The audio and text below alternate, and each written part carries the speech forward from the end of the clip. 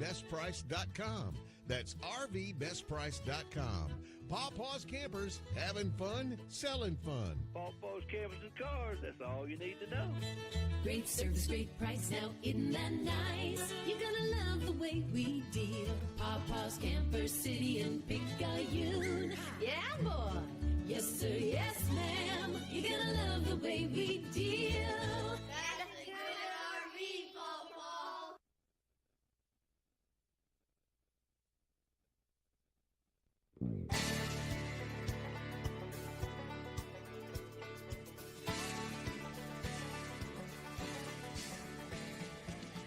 Welcome to Maroon Tide Baseball, coming to you live tonight from the campus of West Harrison High School.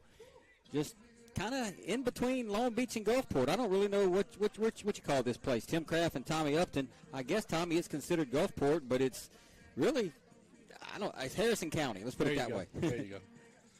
So the Tide are on the road tonight. This is the second district game, a home and home this week with West Harrison. Picayune won game one at Kent Kirkland Field on Tuesday night by the score of 5-1 behind a good pitching performance by Brady Robertson and some timely hitting in the fifth inning by the middle of the order. The Tide will turn tonight now to Tanner Busby, making his first start in several weeks, coming back off a little bit of an injury, but Tanner's back on the mound. Some good news as well is Jamie Lumpkin is back in the lineup starting at second base tonight. So I think Coach Nicholson has got the 9 hitters in the lineup that he wanted to have, from the get-go of this season. Everybody's in there for the first time tonight. The defense is going to look a little different, but he does have the offense in place tonight, Tommy. Yeah, and that's something we've been looking forward to. As you said, still not completely healthy all the way around the board, but at least maybe starting to get some semblance of health back in the lineup. Absolutely looking forward to having Jamie back in the lineup tonight.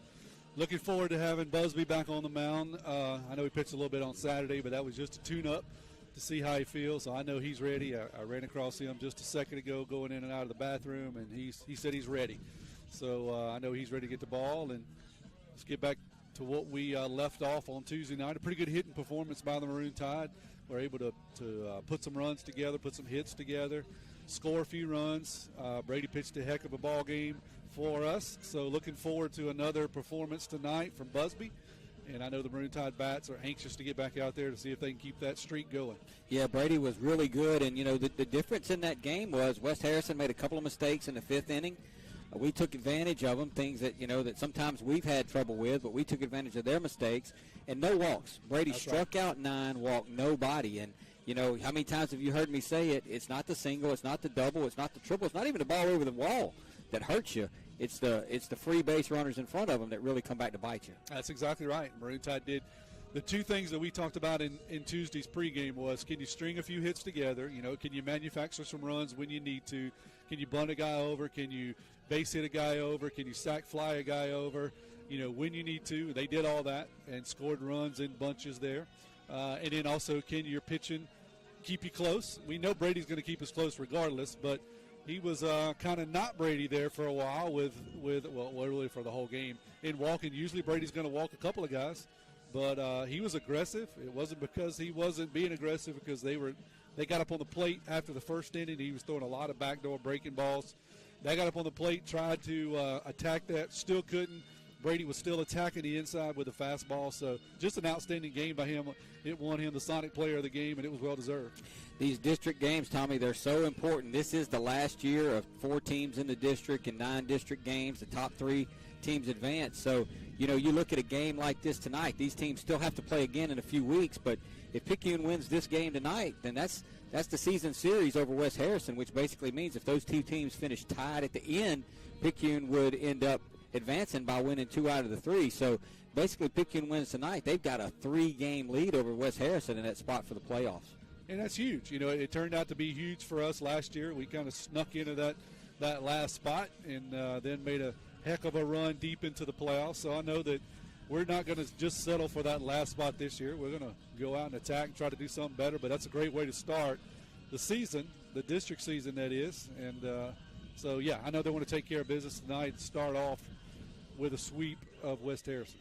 I was really hoping that we wouldn't have the wind blowing in tonight like we did last year when we played here, but it looks to me, Tommy, where it's blowing straight in from left field. So anything in the air is going to die. Anything that's going to be pulled by a right-handed hitter is going to die. So going to be really hard to string extra base hits together hitting the ball to left field tonight. Yeah, it will be. The good news is it's about 40 degrees warmer than it was last time we were down here. So that wind is not quite as cool, although it definitely is cooler than it was in Picayune. This time I was prepared, bought a pullover. So we are good. Got a great seat right behind home plate down here with all the commoners. Music's playing loud. Got a good-looking field. Maroon Tide are finishing up, taking their infield. West Harrison's done with theirs. So we're just a couple of minutes away here from getting going. Well, let's take a break, Tommy. We'll come back. We'll get the lineups, and we'll be pretty close to first pitch. You're listening to Maroon Tide Baseball.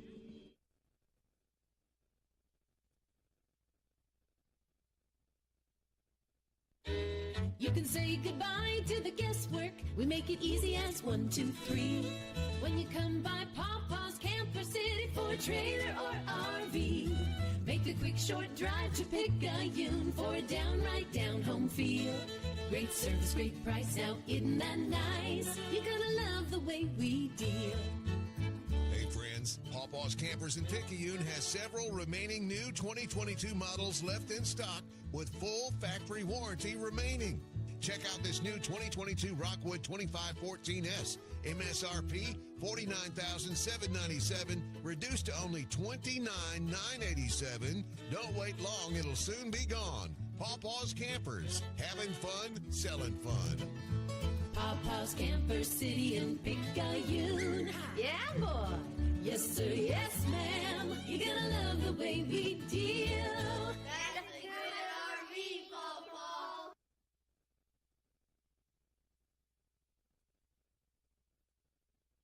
Pearl River Community College has been providing a quality education to the people of South Mississippi and beyond for the past 110 years. If you or a family member is an alumnus of this great institution, we invite you to support future PRCC students through the PRCC Foundation Scholarship Program. Honor or memorialize a loved one or identify your support for the college by creating a scholarship through the PRCC Foundation with your tax-deductible financial gift. Call Delana Harris with the PRCC Foundation office at 601-403-1191 and make a financial investment in a young person's future at Pearl River Community College.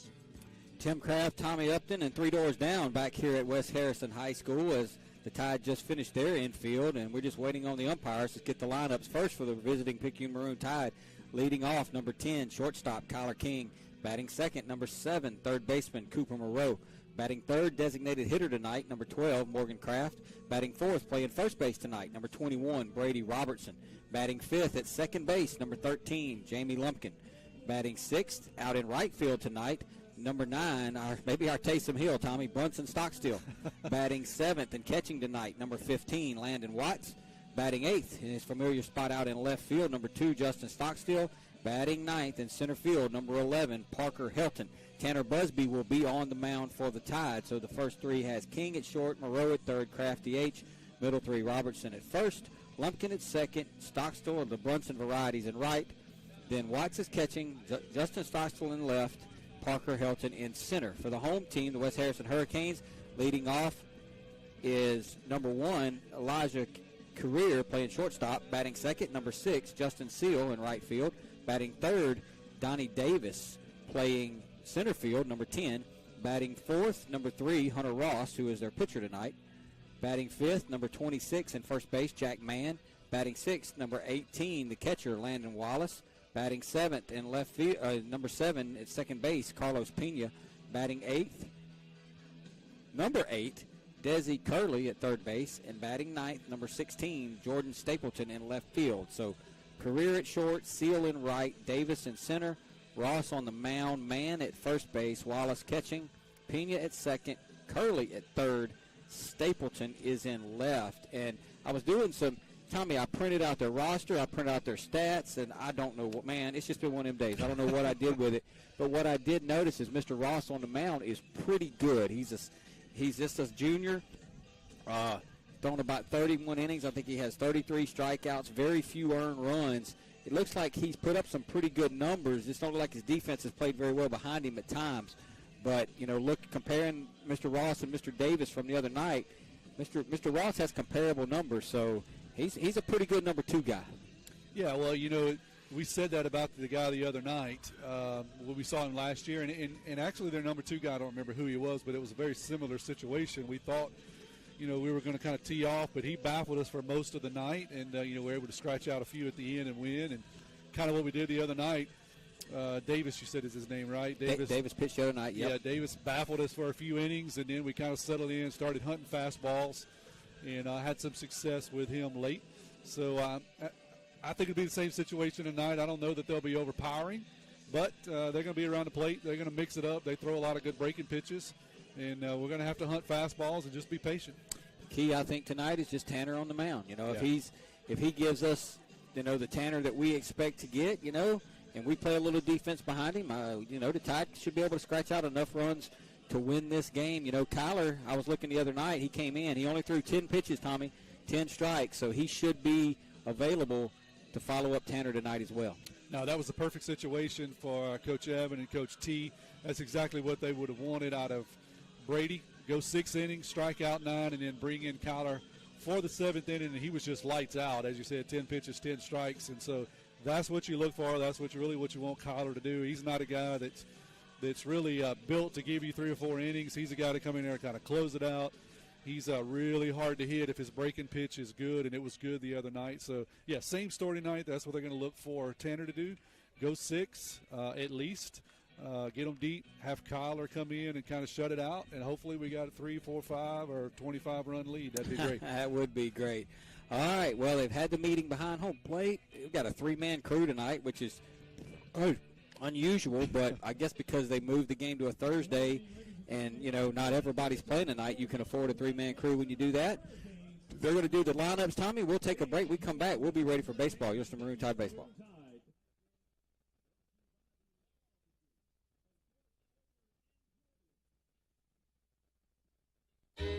You can say goodbye to the guesswork. We make it easy as 1, 2, 3. When you come by Papa's Camper City for a trailer or RV, make a quick short drive to Picayune for a downright down-home feel. Great service, great price, now isn't that nice? You're gonna love the way we deal. Check out this new 2022 Wildwood 169 RSK with a queen bed slide out and a U-shaped dinette. Awesome couples trailer, MSRP $34,730, reduced to only $19,987. Pawpaw's Campers in Picayune. Having fun, selling fun.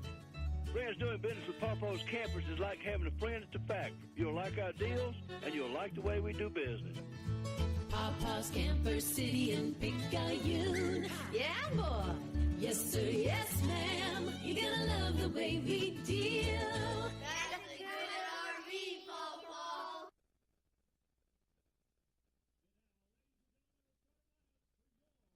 Are you or someone you know looking to take your education to the next level? Pearl River Community College can help. Whether you're looking for a true college experience or you want to jumpstart your career, Pearl River has you covered. PRCC strives to remain affordable and accessible to help you regardless of where you are on life's journey. With face-to-face, hybrid, and online courses, Pearl River meets you where you are. Visit prcc.edu/admissions or call 601-403-1000 to rise with the river.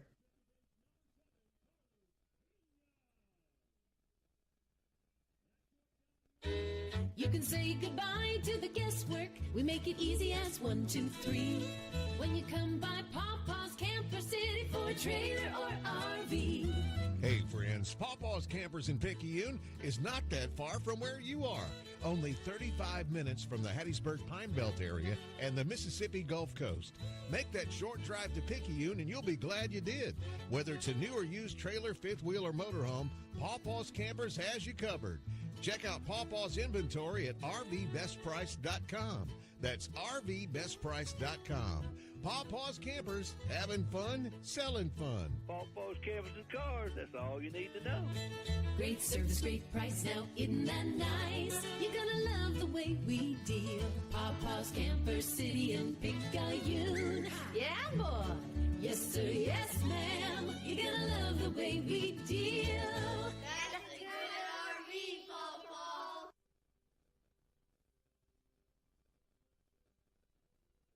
Pearl River Community College has been providing a quality education to the people of South Mississippi and beyond for the past 110 years. If you or a family member is an alumnus of this great institution, we invite you to support future PRCC students through the PRCC Foundation Scholarship Program. Honor or memorialize a loved one or identify your support for the college by creating a scholarship through the PRCC Foundation with your tax-deductible financial gift. Call Delana Harris with the PRCC Foundation office at 601-403-1191 and make a financial investment in a young person's future at Pearl River Community College.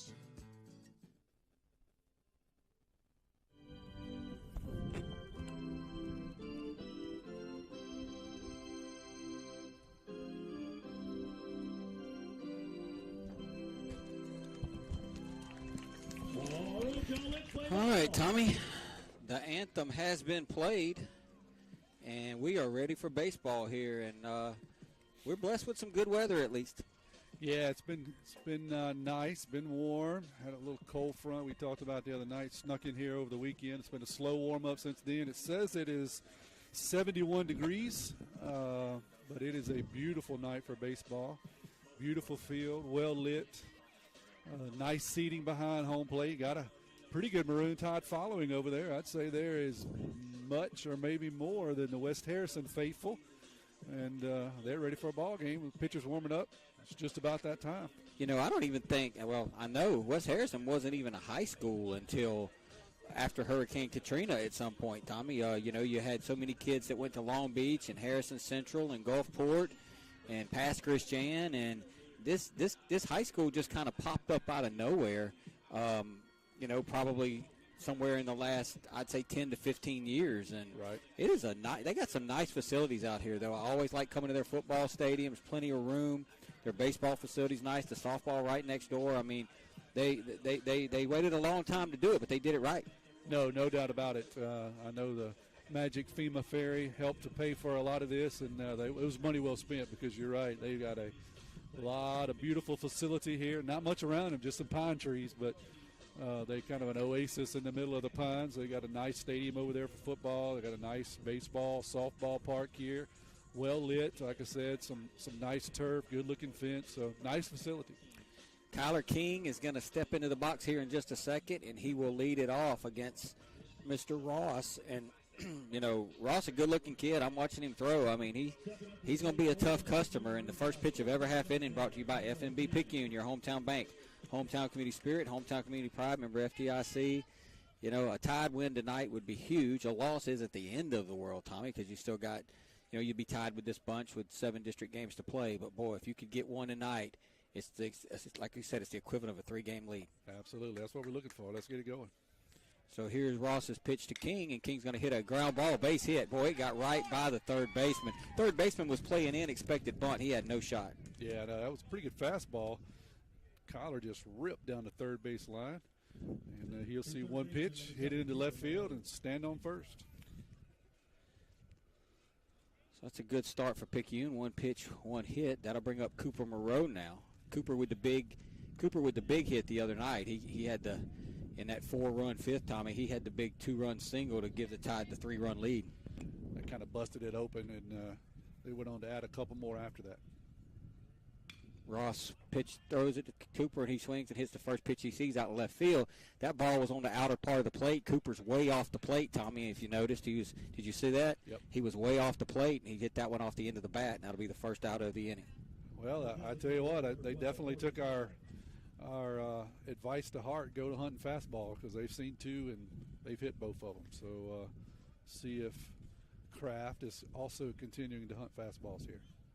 Yeah, I'd like to see Cooper get up on that line right there, because you know they're going to throw away. They did it all night the other night. Here's Morgan now. And they're going to throw over on Kyler. Kyler's back. So we've seen 2 pitches. We got a single and a fly ball to right to left, and there's one down now. Kyler takes his lead. Ross comes set, and he's going to throw over again, and they almost got him. Wow. It was close. Yeah, that was close. The guy back here behind me thought he was out. He screamed it, but I think he was safe. Yeah, the little guy with the black shirt on, he's the only one that matters, and he sits safe. But you're right. It was probably way closer than what Kyler wanted. Here's Ross. Nope, he's going to throw over again. So they really working on Kyler over there. Yeah, and that's kind of unusual because I don't know that we stole a base the other night, did we? Maybe one? Man, I know we got caught a couple times. Yeah, we got caught stealing a couple times. That's what I'm thinking. I don't remember. We may have stolen one, two at the most. So they're definitely keeping a close eye on Kyler here. So Ross still yet to deliver one to Morgan. Here it comes. And that's going to be outside a ball. 1 ball, no strikes. Kyler definitely a threat to go. Just got to make sure you pick the right pitch. This is a good spot for the hit and run. Let's see if Coach Evan puts it on here. And he was leaning, and he almost got picked off right there. You know, man dropped the ball. I'm not a big proponent of the hit and run with one of your better hitters. I know what you're thinking. But one of your better hitters at the plate, simply because he's got a hack at anything. And if he gets a bad pitch, he just gave himself up. Yeah, I agree. It's almost easier just to let a straight steal happen and then, see what Morgan can do. But the odds are, good batter, good runner. Runner goes, and Morgan's going to swing and get a base hit out into right field. So like I said, Tommy, you do the hit and run, and you get a first and third situation as Kraft singles to right. Oh, that's a good piece of hitting right there. It works out exactly like Coach Evan drew it up over there. It was the hit and run. Kyler got a good jump, probably could have stolen the base. Kraft got a pitch that was probably outside. He's able to lean out there and just poke it over man's head into right field. That was what he was supposed to do. Both guys did their job well. Now we got first and third with just one out. Tide got something cooking here. Now B-Rob steps in. B-Rob got the big hit in the first inning the other night that got the Tide on the board, that took the lead. His job here really just to try to put it in play somewhere and try to get a run in. That's going to be down a ball, 1 ball, no strikes. Yeah, his job is easy here. Just don't hit it back to the pitcher. And you're probably going to score a run with Kyler. Definitely an opportunity for a double play, so hopefully not hit one on the ground with Morgan running. Swing and a miss by B-Rob. 1 ball, 1 strike. Pretty good changeup there, it looked like. Had Brady out in front. This is where Picayune's kind of hamstrung right here because, you could possibly, anybody else running, and Morgan with the injury, you could put a play on, some sort of play, but, you really just can't do it. No, you got to play Hercules ball here. Just hopefully he can poke one out of the infield. Brady's going to swing and pop one up. It's in short left field. Kyler's going to tag up. Yes, Kyler's going to try to score. The throw's going to come to the plate, and he's going to be out. And that'll do it. That'll be a double play. Picayune gets 2 hits, but unable to score. We'll head to the bottom of the first.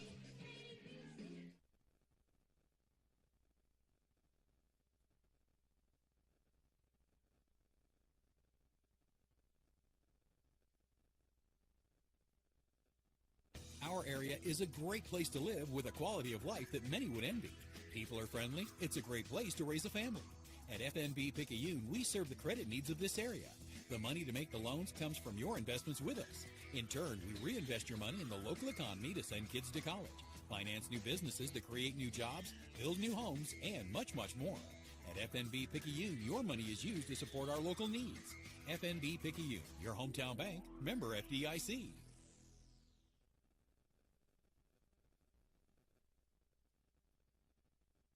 Fight back against Parkinson's with Dodd Therapy Center. Dr. Jameson Dodd is certified in LSVT BIG, a specialized treatment program for Parkinson's disease and other neurological disorders. Improvements from LSVT BIG include faster walking with bigger steps, improved balance, and reduced risk for falling. If you or a loved one suffers from Parkinson's or other neurological disorders, it is time to fight back with Dodd Therapy Center. Give Dodd Therapy Center a call today at 769-242-2636 or visit Dodd Therapy Center at 405 Memorial Boulevard in Picayune. We head to the bottom of the first inning. No score as King was thrown out at the plate, and it wasn't even really that close, Tommy. Yeah, Coach Evan rolled the dice there. It took a good throw, and it was a good throw. So, I understand the move. You want to take a chance, put a little pressure on them. It was a shallow pop fly, and kid in left field made a good catch, made a good throw, and you're right, it wasn't even close, so that's a disappointing way to end the inning as a pop out and then a throw out at the plate. So good news is we had some pretty good swings against West Harrison pitcher, so we'll see if we can keep that momentum going. But the bad news is we continue to struggle in situational baseball. That's I right. mean, we can't continue to struggle. Yep, we can't seem to execute there. So definitely something that we got to work on. Tanner looks pretty sharp. Watching him, watching the gun. Want to make sure that he's strong, and it seems to look pretty good so far. The first pitch of every half inning brought to you by FNB Picayune, your hometown bank, where they are Picayune proud. Stop by the main branch and see Mr. David Hemmeter. So Busby will be on the mound. His battery mate tonight will be Watts. The right side of the infield, totally different as been being. Brady Robertson's at first. Jamie Lumpkins at second. Tonight, the left side has Cooper at third, Kyler at short, Parker Helton's in center, Justin's in left, and Brunson Stockstill is in right. And here's Busby's first pitch to career, and it's going to be a fastball right down Broadway called strike. Good start there by Busby. Mid-80s on the fastball.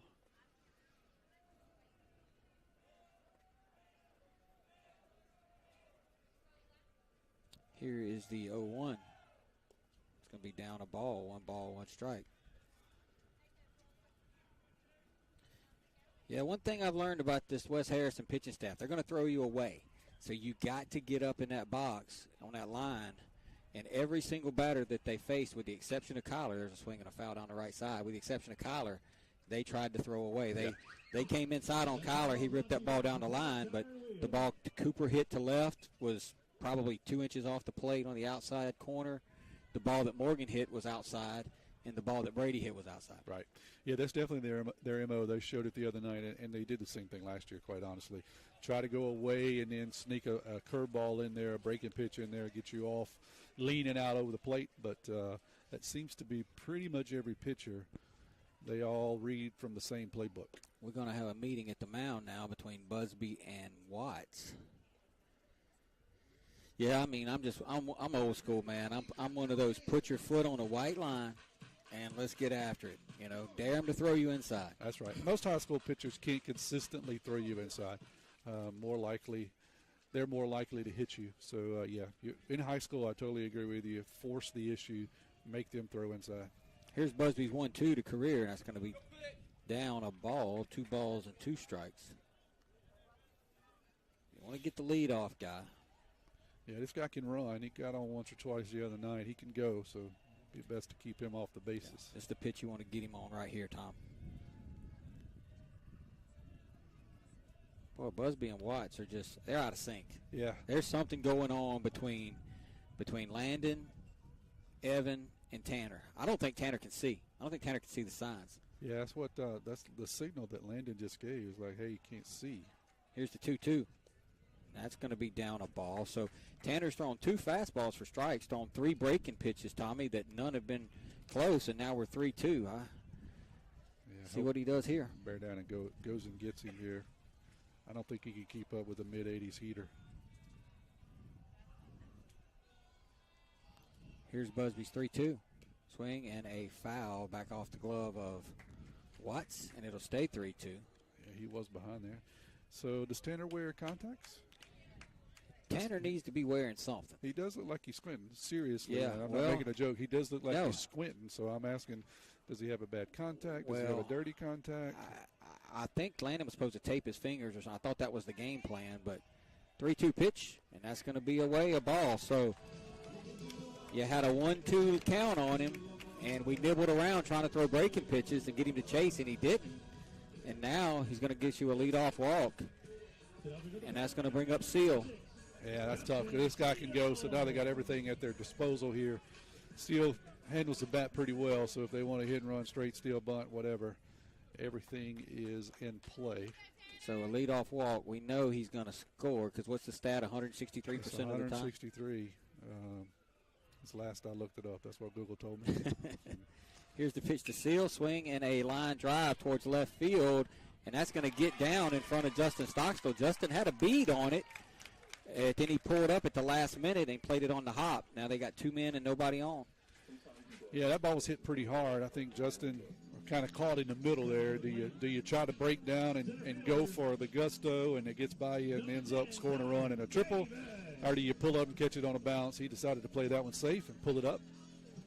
Good news is the runner could only advance one base. So first and second, double play still in order, but these next two guys can swing the bat pretty well. The question is do you bunt with your 3-hole hitter? I say no, but let's see here what they prescribe to. Brady playing in front of the runner at first. Here's the pitch. Swing and a high chopper back to Tanner. He's only going to have one play. He flips it to Brady. And Brady almost came off the bag too early. Yeah, he was kind of leaning there a little bit. That's right. That's one of those where Brady's going to have to get used to playing first. He said he hadn't played it in several years, so catching the ball is the easy part. It's kind of the other things coming off the bag with a run around in third. It's real easy to pull off there a little bit early. Luckily, he was able to stick the landing. So that was as good as a bunt right there. That's right. And now they got runners at second and third with one out. That'll bring up Hunter Ross.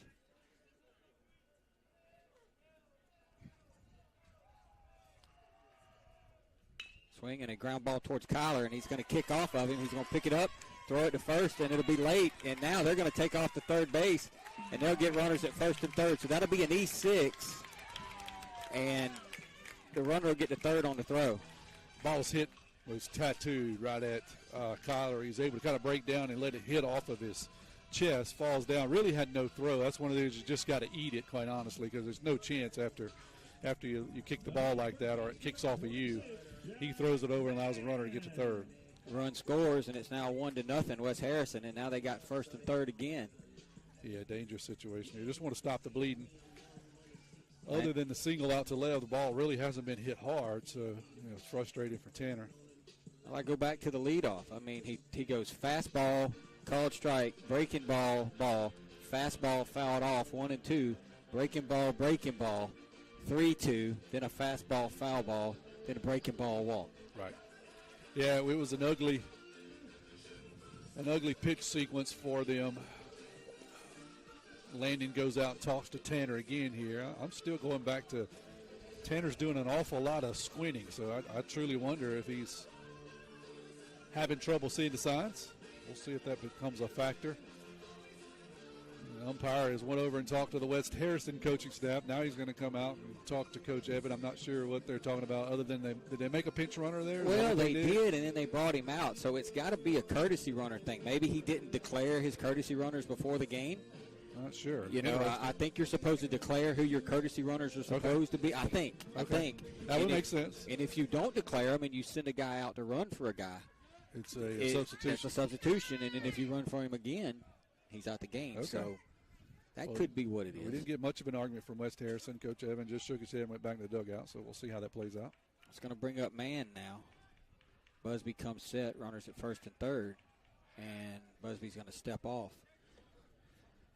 So Picayune had a little noise going in the first inning, but failed to score, and they have gone single. They've gone walk, single, ground out, E6, and they lead 1-0. And there's a called strike to man. No balls and one strike. Fastball's looking good. I kind of agree with you, Timmy. I think we challenge them here a little bit and see if they can do something. He's throwing the ball 85, touching 86. I would challenge him and just see, can he do something with it? Busby comes set, checks on the runners. Here's the pitch to man, swing and a miss at a fastball way upstairs. I would throw that pitch again. Yeah, that's what happens when you run it up there pretty good. He's got a little movement on it. We're sitting dead behind home plate, so we can see good movement tonight. That ball had a little run on the inside. Arm side run, they would say, and it was also up, and it looks big when it's coming at your eyeballs, but it's hard to catch up to it. So Busby's got man down 2 strikes. Let's see what he does here. Swing and a miss, and that'll be the second out of the inning. Now, that was that breaking ball, and that was a good one. That one started out right down the middle, then broke down and away from the right-handed hitter. He swings through it. Landon's not able to squeeze it up, but with first base occupied, it doesn't matter.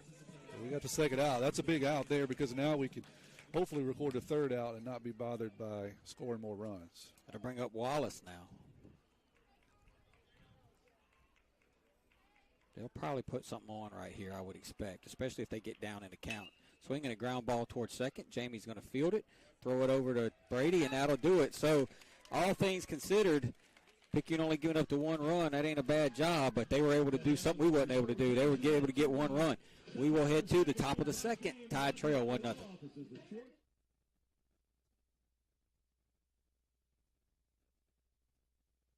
Hey neighbors, we're not that far from where you are. Make that short drive to Pawpaw's Campers in Picayune and see our Wildwood, Catalina, Sportsman, and Singer trailer lines and our Rockwood and Heritage Glen fifth wheel lines. From Houma to Hammond, Biloxi to Jackson, and Mobile and Pensacola, we're not that far from where you are. Come and see us.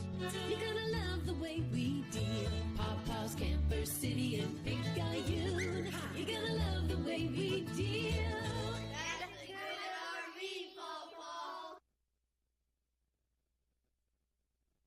Dr. Hermaine Almonte, Chair of Surgery and Trauma Medical Director, Highland Community Hospital. Over the last 10 years, the Highland Surgery Department have grown exponentially. We have been able to add multiple services to our surgery department, which includes urology, general surgery, advanced laparoscopic surgery, ENT, as well as ophthalmology. Highland Community Hospital, here when you need us most. For more information, go to highlandch.com. Sonic Drive-In at Picayune introduces the latest local favorite. The Alaskan pollock fish fillet is fried in a crispy panko breading. It's topped with crisp lettuce, creamy tartar sauce, crinkle-cut pickles, and served up on a warm brioche bun. Sonic Drive-In's latest on-the-go comfort food is available now for a limited time only. Only at Sonic Drive-In in Picayune on Highway 11 just north of Highway 43 North. Happy eating at its best. That's what you get at Sonic Drive-In of Picayune. Tim Kraft, Tommy Upton back here to start the second. First pitch of every half inning brought to you by FNB Picayune, your hometown bank, the place for all your banking needs. Susan Wilson and her staff are ready to service you at their North Picayune branch on Cooper Road. Tommy, Picayune Eye Clinic with our Picayune Eye Clinic glasses, and I think Tanner needs some of those. But Kerry said that they had a new commercial, but I don't see them on there. But I need some Picayune Eye Clinic glasses, too. I got 2 pairs. I'm looking. Do you see them anywhere on that spot sheet? Right here. I skipped over. Right there. Number 2. Okay. Yep, we're going to get them in. Yeah. I'm sure they're still taking appointments, too, if you need to run by there. Well, they've got. But you got to wear them, don't they? Give them to you. Don't do you no good if you don't wear them. I wear them. I got 1 pair on my nightstand. They're my readers that I got. I got 1 pair on my nightstand at my house, and then I've got my bifocals. Yes, I have to wear bifocals. Yeah. I've got those at my office, and I wear them in my truck because they double as shades. But I always leave them in my truck, and when I'm in my office, I can't find them. I got you. Jamie Lumpkin going to step in now, and he's going to take a great breaking ball for a strike. That was a beauty. I hear you on those bifocals. I wear mine inside my eyeballs all the time with these contacts. No balls, 1 strike to Jamie. Jamie's missed a significant amount of time, but giving it a go tonight, Tom. Yeah, I see how he looks. I know he's still having some stiffness. Swing and a miss at another breaking ball. No balls and 2 strikes. He's like, dude, I've been out of the lineup for 2 weeks, and you're not throwing me 2 good breaking pitches here. Give me something easy to hit. Well, one thing that I think I probably – look how far the catcher is off the plate. Jamie fouls that one back. One thing I believe I determined the other night, just they never got anybody up and throwing. So, I feel like if you can get to their starters, Tommy, you might have a shot. That's right. Yeah, I don't know what their bullpen consists of, but you're right. They never got anybody even when he got close to 100 pitches. That ball's going to be up to Jamie. 1 ball and 2 strikes. But their strategy's pretty easy. Fastballs away and then try to sneak a breaking pitch off the outside corner, make you chase it. That's going to be down a ball. 2 balls, 2 strikes. They scored that ground ball to Kyler that I scored an error. They scored that a hit. Yep. I mean, I would have given him a hit, too, but he hit right at him. Right. Pam and James Hobgood listening in. 2-2 to Lumpkin. Swing and a miss. He threw him that big breaking ball again, and Jamie chased it out of the zone. That'll be the first out of the inning.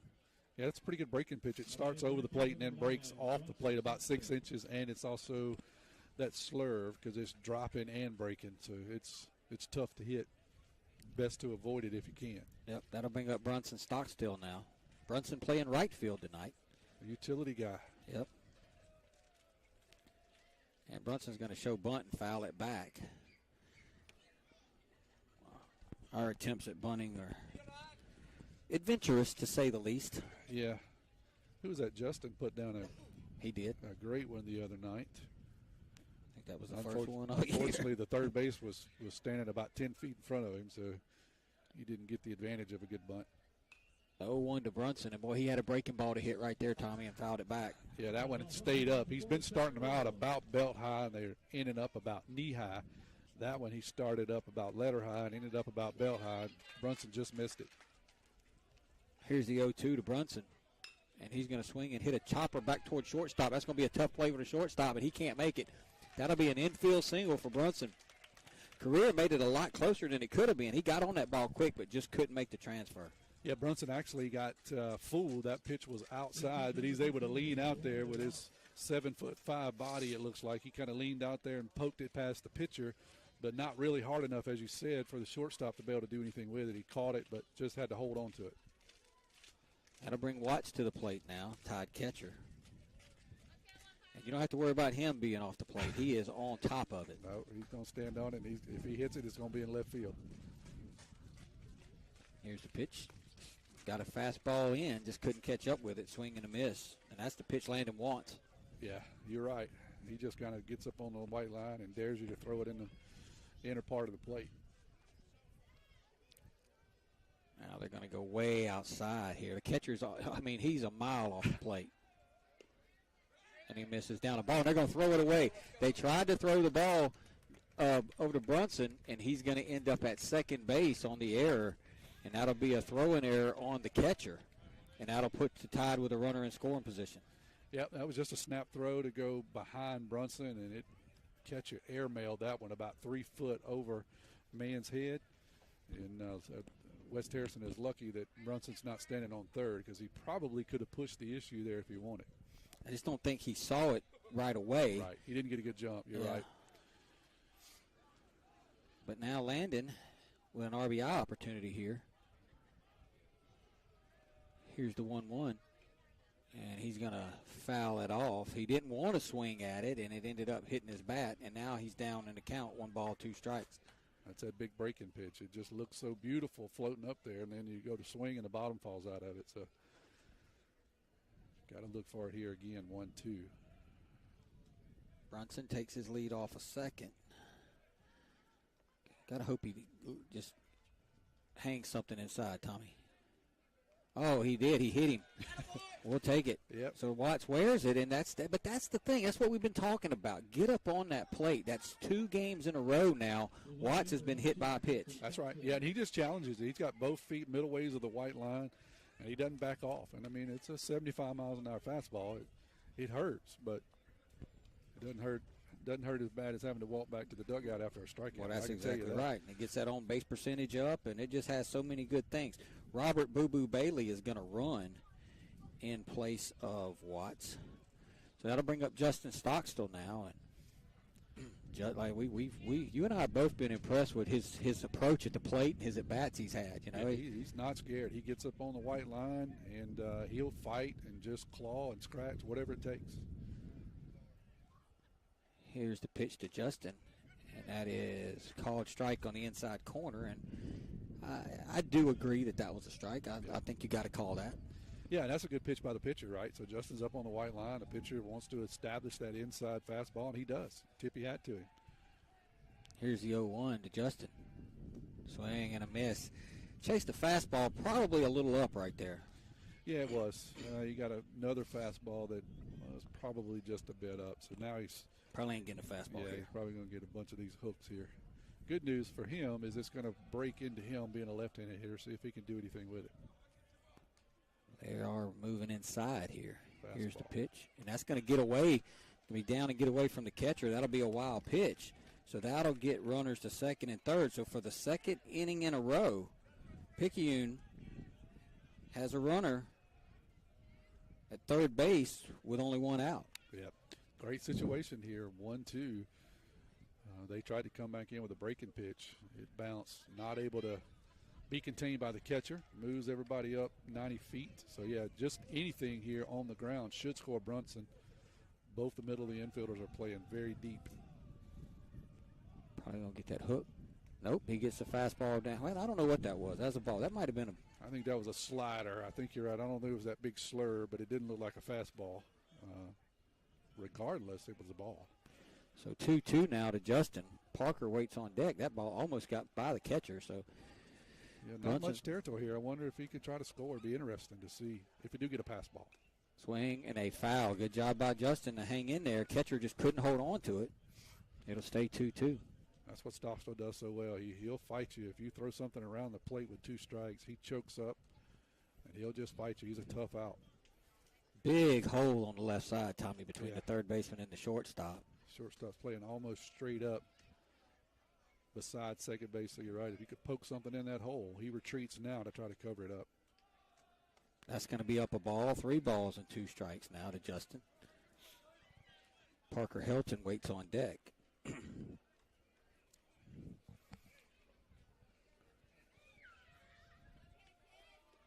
Justin, feet on that white line. They're going to set up outside on him here. Here's the 3-2, and that's going to stay up a ball. So Justin got down in the count 2 strikes, and what we've learned the last 2 days is he's got you where he wants you when that happens. That's right. Yeah, he's just getting started. Yeah. When you get 2 strikes, he just gets serious then. So tremendous at bat again. That's right. That's exactly. Yeah, he's a tough out. He's been that way for weeks. You know, nobody tell him that he doesn't weigh but 125 pounds. He plays just like a grown man out there. Steps on the white line and just challenges you to throw something inside. So here's the 9-hole hitter now, Hilton. He'll hit with the bases full of Tidesman. And that ball's up. 1 ball, no strikes. And I tell you what, coming from a pitcher, there's really 2 types of pitchers: people that freak out when you get on the plate, and people that just live up to it. This guy seems to get a bit rattled when we get up on the plate. Hilton's going to foul that one back. Be 1 ball and 1 strike. So I like it. I like the approach. Hilton's not quite up there where all the other guys are, but he's still on the inside part of the plate, inside part of the bag, the batter's box, I should say. Yeah, well, they're gonna set up inside. Here's the pitch to Hilton, and that's a good breaking ball that's going to break across the inside corner. 1 ball, 2 strikes. That was a good one. It started out middle of the plate, broke over the inside part of the plate. So Hilton just needs a little contact here, Tommy. Something. Just put it in play. Here's the 1-2. Swinging a foul over the right side, left side. I don't know my right from my left, Tommy. All right, we'll take it. Out of play. That's the safe call, just out of play. And the first pitch of ever happening brought to you by F&B Picayune, your hometown bank. The place for all your banking needs. Susan Wilson and her staff are ready to service you at their North Picayune branch on Cooper Road. Ready for another 1-2 to Hilton. Big spot right here. Here's the pitch. And he's going to be out. What is Brunson doing? Brunson just runs into an out at third base, and that'll be a double play. Wow. So the Tide with a tremendous base running mistake right there as Hilton strikes out. Brunson just jogging down the line, and he's tagged out. So Picayune squanders a bases loaded 1-out opportunity with another base running mistake, Tommy, and it's just fundamental baseball. You're headed to the bottom of the second. Tide trail 1-0.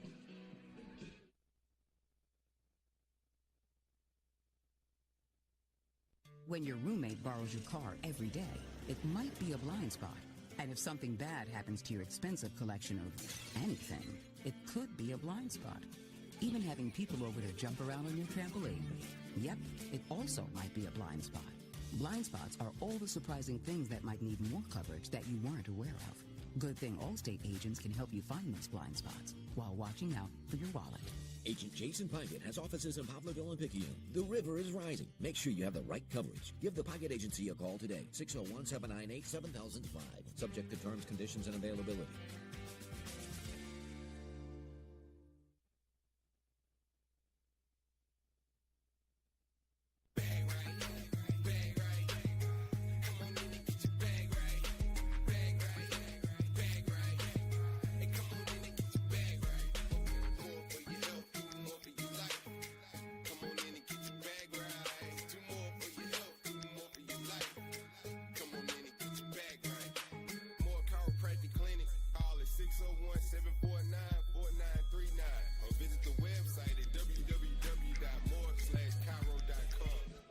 So, Tommy, that was absolutely brutal. You had the bases loaded, 1 out. Helton strikes out. I guess Brunson just didn't know how many outs it was. I don't know, but he didn't even make an attempt to get back to third. He just jogged towards home plate. They tagged him out. That's bad enough, but Kyler would have been on deck with the bases loaded. That's exactly, yeah, that's the oh, worst part. my Lord. That's the worst part of the whole situation. We have run ourselves out of 2 innings with people on third and 1 out. So, yeah, that Brunson just got caught not understanding what was going on, and he just walks into the third out. It's a tough situation for the Tide. Well, there's a ground ball towards Jamie at second base. He's going to field, throw over, and that'll be 1 pitch and 1 out as the first pitch of every half inning, brought to you by FNB Picayune, your hometown bank, where they always put you first. Stop by the South Branch on Memorial Boulevard. See Tracy Acker for all your banking needs. So Pena grounds to Lumpkin. So Picayune has absolutely squandered 2 opportunities, and I'm just going to tell you, this might be this might be one of the worst base running teams I've ever seen. We have definitely not. And I've coached T-ball. We've not done ourselves very well in the first inning, or first 2 innings. There is a ball outside. 1 ball, no strikes. The good news is it's only 1-0 though. We got time here. Yeah, but boy, we've let this guy off the hook. We could have been piling up a pitch count and swing and a miss. 1 ball, 1 strike. This is Curley, the 8-hole hitter. He's hitting with 1 out, nobody on. Here's the 1-1. Going to be a called strike. I thought he was going to call that down, but he ended up calling it a strike. It took him a minute. Yeah, he's not very vocal. He will give us a sign, but just not very vocal on his calls. So here's Tanner's 1-2. Swing and a ground ball right back to Tanner. And he'll flip it over to Brady, and that'll be the second out of the inning. So 2 up, 2 down quickly here in the bottom of the second inning.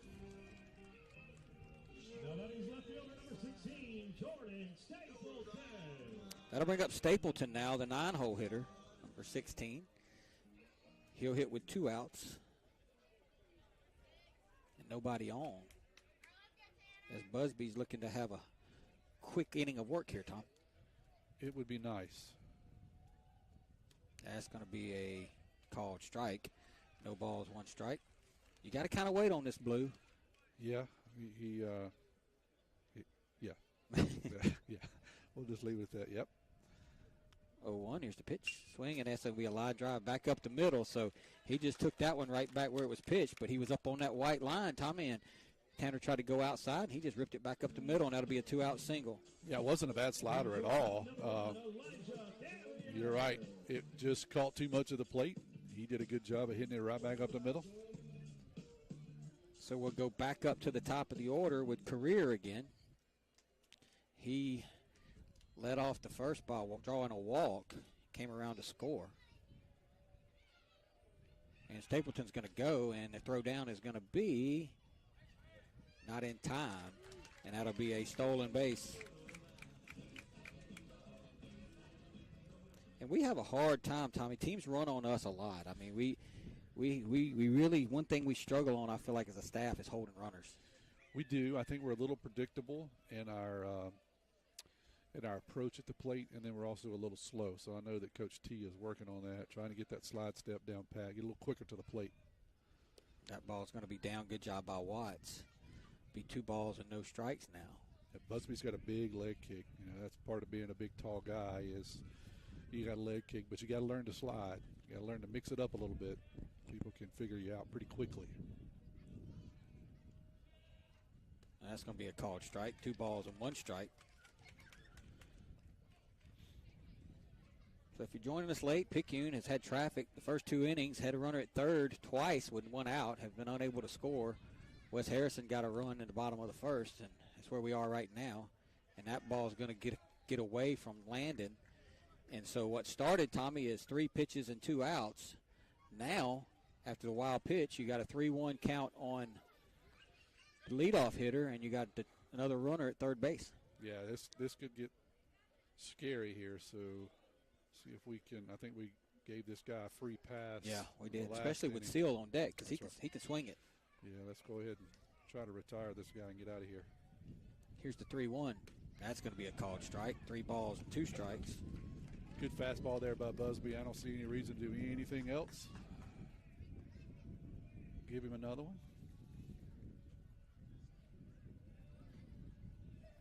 Here's Busby's 3-2. Swing and fouled off the right side, and it'll be out of play. Not a whole lot of foul territory here as you go down the line. It kind of tapers in. Right. Yeah, it starts out pretty wide back here around the dugouts, but you're right, it tapers out pretty narrow out towards the outfield fences. Here's the 3-2. Swing and a ground ball towards short. Kyler's going to field it, throw it over to Brady, and that will do it as Tanner pitches around it. So we'll head to the 3rd inning. Good job by Tanner to come back and get him. Picayune trails West Harrison 1-0.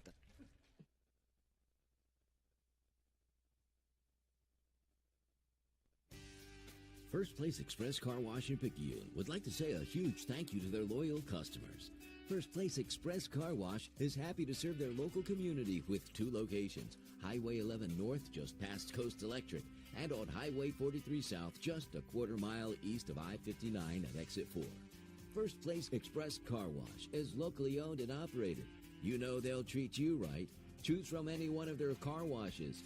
Sign up for their monthly wash club starting as low as $20.99. Why do it yourself when you can let First Place Express Car Wash do it for you?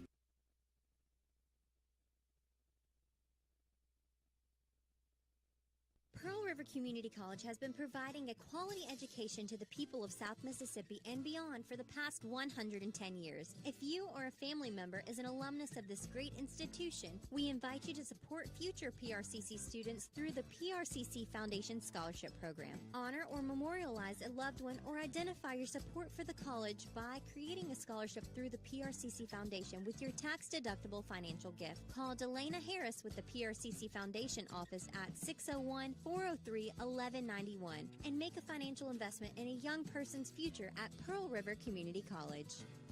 So, Tommy, we go to the 3rd inning. It'll be Kyler King, Cooper Moreau, and Morgan Kraft as the Tide trail 1-0. Hits are even at 3 here, and the first pitch of every half innings brought to you by FNB Picayune, your hometown bank, where the customer is always first. Go by and see Chantel Thady at the West Canal branch for all your banking needs. So, Kyler led off the game with a single. He got around to third base, but was thrown out at home trying to tag up to end the first inning. So he'll bat here with nobody on and nobody out. And we sure would like to see him bat with 3 men on and 1 guy out in the last inning, but or no bueno. Or 2. Well, that would have took 2. And he's going to take a called strike. Well, they call that a strike? Yeah, he did. He did. Okay. Here's the 0-1 to Kyler. That's going to be down a ball. 1 ball, 1 strike. One thing about this umpire, he is going to get out the way, son. Yeah. You saw him. He was was headed to the dugout on that ball in the dirt. It might hit him, but it's going to hit him in the buttocks and not in the front. Here's the 1-1 to Kyler. Swing and a ground ball towards short. Career is going to field it and throw it over. And, man, I thought left a little early, but umpire didn't see it that way, and that'll be the first out of the inning, and that'll bring up Cooper Moreau now. Cooper took the first pitch he saw back in the second inning and hit a fly ball out to left field. Yeah, he got an outside pitch, didn't get all of it, kind of hit it on the end of the bat. See if he makes an adjustment here in his second time through. Looks like they're going to throw him away again. And he's going to swing and foul one up to the left side. No, he's still really not up on that line. He's off that line. I guess that's just where he's comfortable. Yeah, and they threw him away, which they threw everybody away, but they threw him specifically away the other night. That's going to be a ball down. 1 ball, 1 strike. So the wind has died down a little bit, Tom. It has. Sun went down, and the wind kind of died down, turned into a pretty night. Here's the 1-1. That's going to be down a ball. 2 balls and 1 strike. That ball went to the backstop.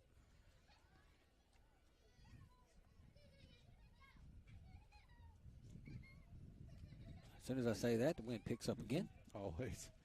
Here's the 2-1 to Coop. And it's going to be foul. He got one he could handle there. That one's on the inner half, Tom. He fouled it down the right side. Had a good cut at that one. I don't think you'll see one that pretty here for the rest of the at-bat here. 2-2. Good fastball that he just missed.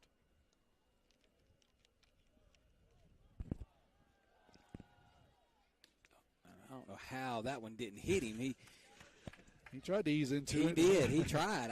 I don't know how it didn't hit him. Yeah, he did everywhere in the world to try to ease over into it, but it just missed him. He needs about 10 more pounds, and that would have got some belly button. Here's the 3-2 to Coop. Swing and a foul, I believe, over on the left side. 10, 9, ignition sequence starts. 6.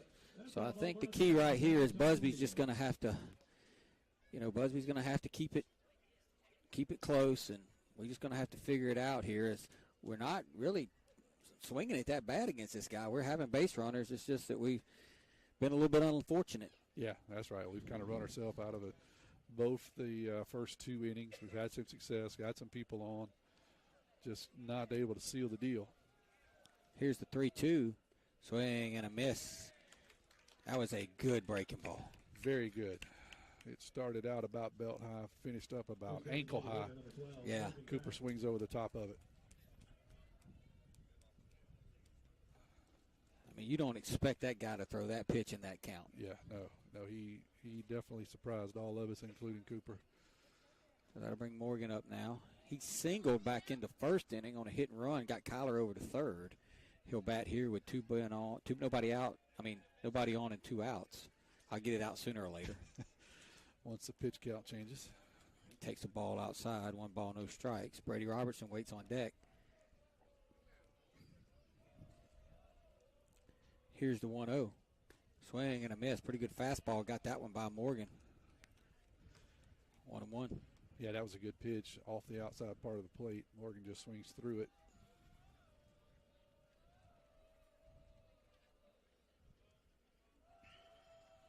Here's the 1-1.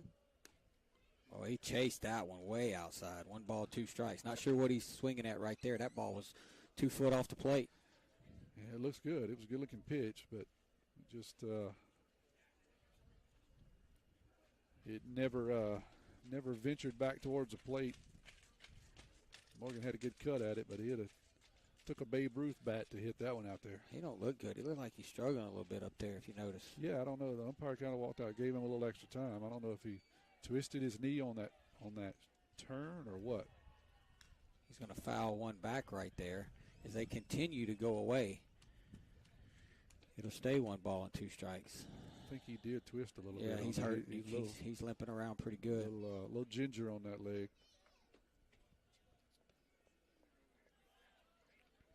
Here's the 1-2. And he's going to lay off of that breaking ball, and it'll go to 2-2 now. That's a good eye because he wanted to swing at it bad.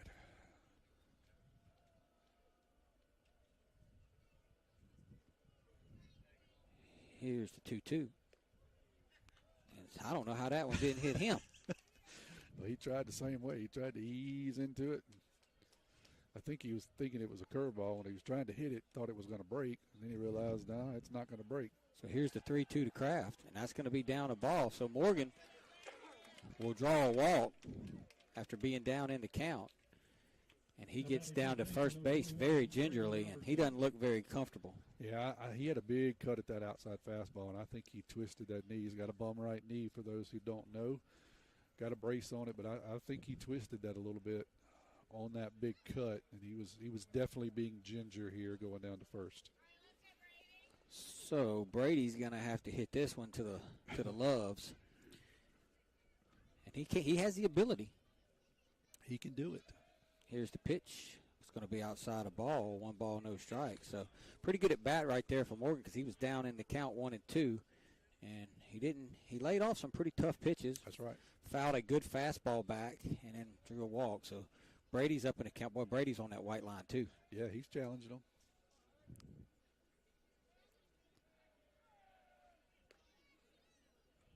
It's going to be outside a ball, 2 balls, no strikes. And I like the strategy. Get up on the line. It seems to rattle this guy a little bit when you're kind of in his grill.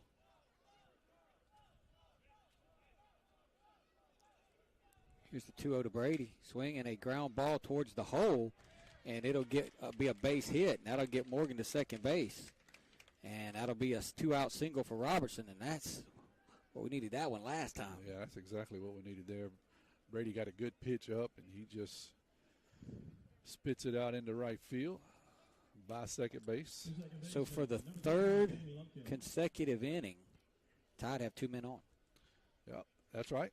Got a little something cooking here. Got Jamie up. He saw some nasty breaking pitches his last at bat. I think Braden Pomez is going to run from Oregon. Yeah, and I see that now that you get him in scoring position, you go ahead and take that chance here to see if you can get a big hit out of Jamie. Morgan is noticeably lipping over there. Yeah, he was already bum, and he's even bummer now. Yeah, something happened at that at bat because the umpire came out and talked to him for a minute. Right. Well, I mean, he's got a right knee that's tore all to pieces, and he's trying to tough it out there, and it don't take much to make it start hurting. So let's see if Jamie can catch up with his breaking ball now. He kind of got Jamie a couple times on it last time. And they're going to throw back behind Pomez, and Pomez is back. If Jamie can lay off this breaking pitch, Tommy, and get a fastball, Tide can tie this game. It would be nice.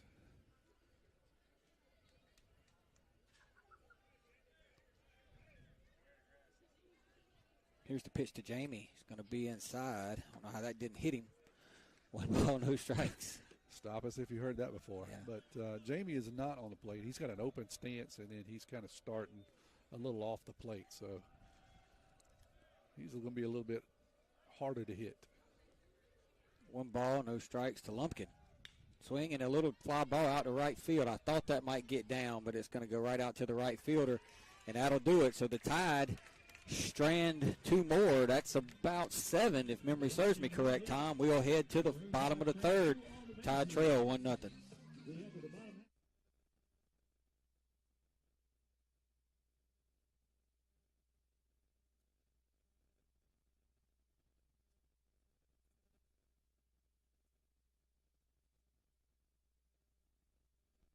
When it comes to your vision, you can never be too careful. Dr. Lori Blackmer and Dr. Mark Hoto at Picayune Eye Clinic will ensure you to get the professional service they've been known for the past 30 years. The goal of Picayune Eye Clinic is to help you have perfect vision and to be able to see the things you've been missing. Picayune Eye Clinic takes most insurances. Give them a call today at 601-798-4182 so you can begin to see things more clearly. Picayune Eye Clinic. You will see the difference.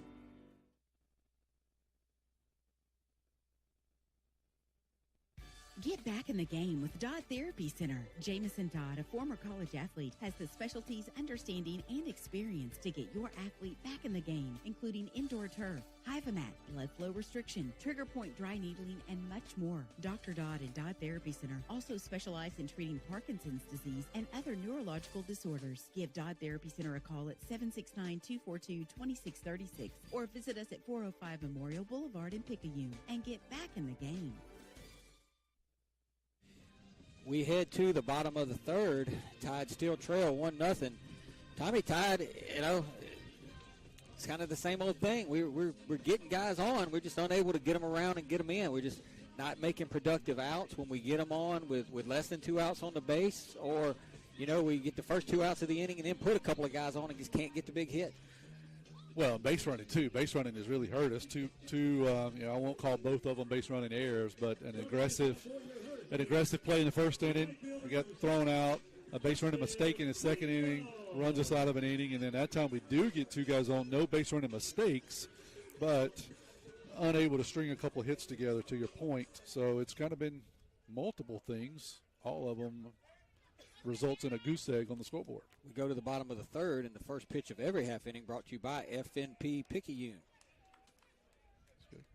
Your hometown bank, the best service around, with 4 locations to serve you: East Canal, West Canal, Cooper Road, and Memorial Boulevard. That'll be a swing and a miss by Seal.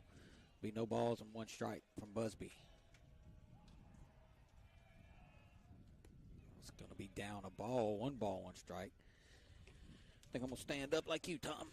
Yeah, I got a little stiff. Oh, it ain't hard to do at our age, bro. No doubt about that. Here's the 1-1 from Busby to Seal, and that's going to be just a little bit outside.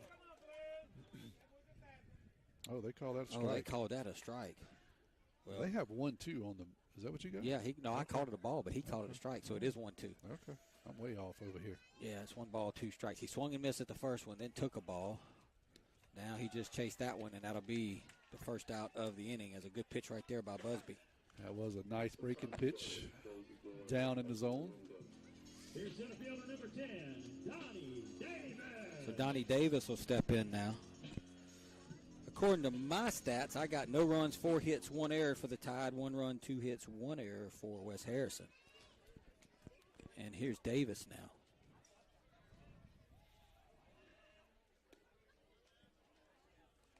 I think he called that a ball. All right, I'll go with that. I think so, because he turned to the left instead of to the right. Like this guy here, he's actually been pretty decent. Yeah. You just don't know what he's going to, foul ball out of play. 1 ball, 1 strike. You just kind of don't know what he's going to. You got to give him a minute for him to work it out. And he also does not like the balls in the dirt. No. He will vacate the area. The premises. He's out of there. If there's a play at the plate, he's going to have to call it from the dugout. Swinging a high chopper. That's going to be fielded foul by Landon Watts. Good job by Landon. It just was a foul ball. He got it back behind the line, so it'll be 1 ball and 2 strikes. Good news is Landon finished it. He come out, made a strong throw to Brady. I'm going to tell you, defensively, man, Landon's one of the better catchers that I've seen this year. Absolutely. I don't think the stolen base success that teams are having against us is necessarily attributed to Landon, because he's getting up and making some pretty strong throws. He's just getting some good jumps on us. That's right. Yeah, we're too predictable. We talked about that. Too predictable and too big of a leg kick for our pitching staff. Here's the 1-2 now. Swing and a chopper towards short. Kyler's going to field it and throw it and get him. Good job right there by Kyler. That wasn't an easy play. He had to come around the ball that made the play. Yeah, and a good job over there by Brady. He's learning to stretch a little bit. So settling in over at first base. 2 down now, and that'll bring up Ross. Who's going to play over there when Brady's pitching? Tanner? It's a very good question. Okay. There's some candidates. Here comes Morgan. He's coming out of the locker room, out of the dugout. Swing and another ground ball. It looks like the exact same play to Kyler. Kyler falls down, throws over, and throws it away. And that's going to be an error, and that's going to allow runner to get to second base. So that'll be an E6. Kyler fielded it and was kind of falling down and then threw it away. Yeah, that's another one you just got to hold on to. That's a skill that Kyler is struggling with. Is holding on to it. You don't have to throw every ball, and sometimes you can take away from an outstanding defensive play by throwing it away. So that'll be a 2-base error, and that's just one we got to hold on to. Yeah, and that's going to bring up Man, and Man is due. He has been struggling. Yeah, he hasn't done anything all week, so you're right. He has been struggling. And I'm going to tell you right now, I'm just going to tell you, this kid can hit. Right, I can promise you. Let's don't do it now. No. Let's do it next week. But this kid can hit. That's going to be a ball, 1 ball, no strike. So Tanner had made the pitch to get out of the inning, but unable to make the play, and to compound things, the runner gets to second base. So 1 ball, no strikes. Swing and a miss. No, he caught a foul on that. That was a big cut there by Man. Good fastball, and he was looking to hammer it.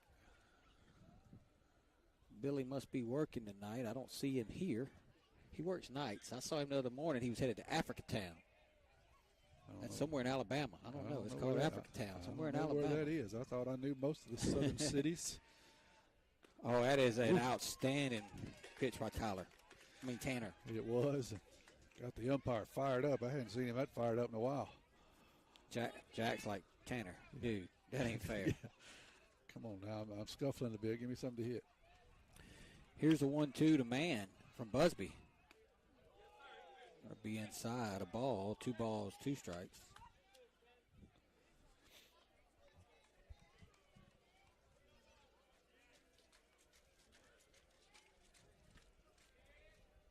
Maybe that wasn't Morgan that came out of the dugout. That might have been Rubel.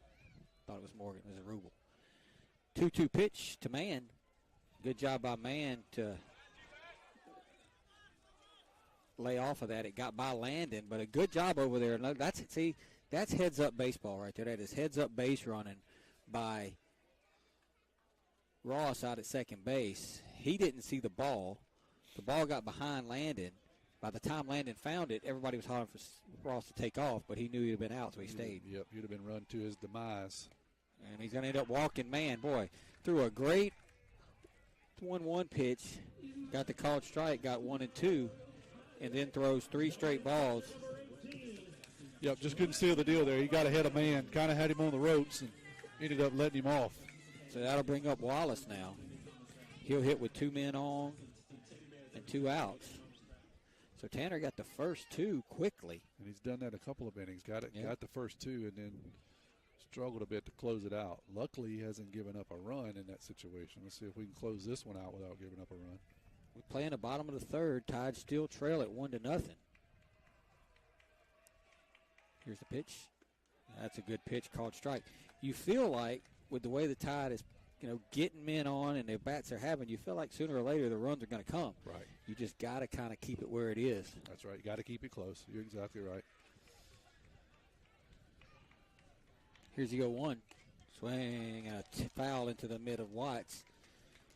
Because you think that it's statistically impossible to continue with our luck as we have been for so far. It's got to change at some point.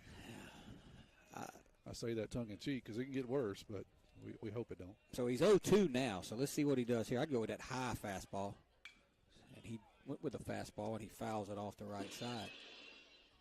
That foul ball brought to you by Maverick Roll-Offs. You got your wingman.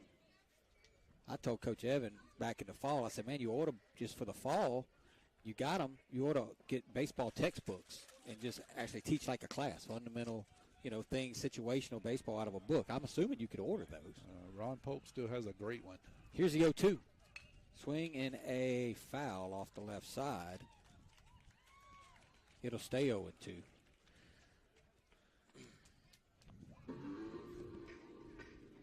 Baseball is not like it used to be when we were in school, Tommy. You went to class all day, then you went to baseball practice after practice. So after school, so they only had you for a couple hours. You had to practice. Now it's a class, so especially in the fall, you could do brickwork. That's right. Learn that you do not get to advance on a strikeout. Here's the 0-2.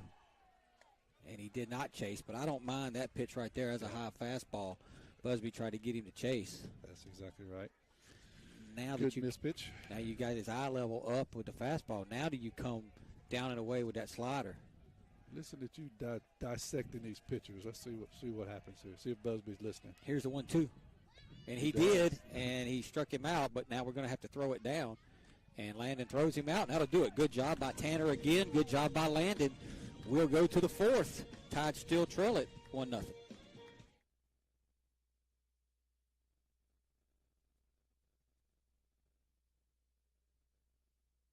Abby Turnage, lead mammography technologist, Highland Community Hospital. Mammograms are important because they help us do early detection. A mammogram is never going to keep you from getting breast cancer, but early detection is what is going to make you have your best possible outcome. We want you to get your mammogram as early as possible, and you should have those yearly beginning at age 40. Highland Community Hospital, here when you need us most.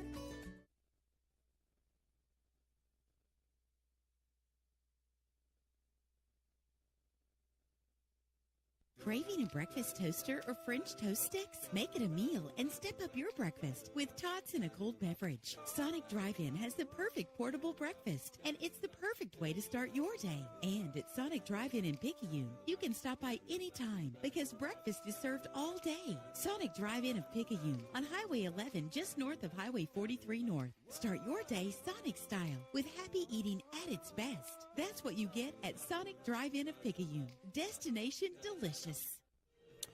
Tommy, we head to the top of the fourth, and I think this is a pivotal inning for the Tide. Mr. Ross has thrown 54 pitches.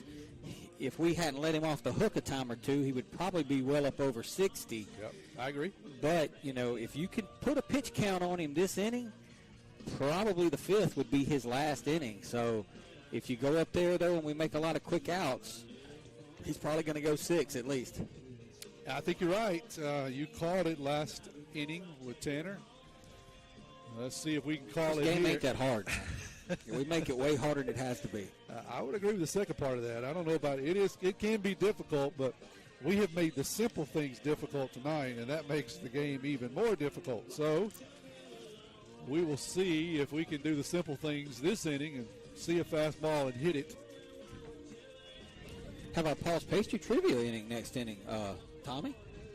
Scooting right along. We are, man. We're in the top of the fourth already. Brunson Stockstill's going to lead it off. Landon Watts will be on deck. And I can put my little first FMB Picayune, first pitch of ever half inning brought to you by FMB Picayune, your hometown bank. Come by the main branch and see Sheila Cooper, who's on vacation this week, or Linda Penton, hometown community spirit, hometown community pride.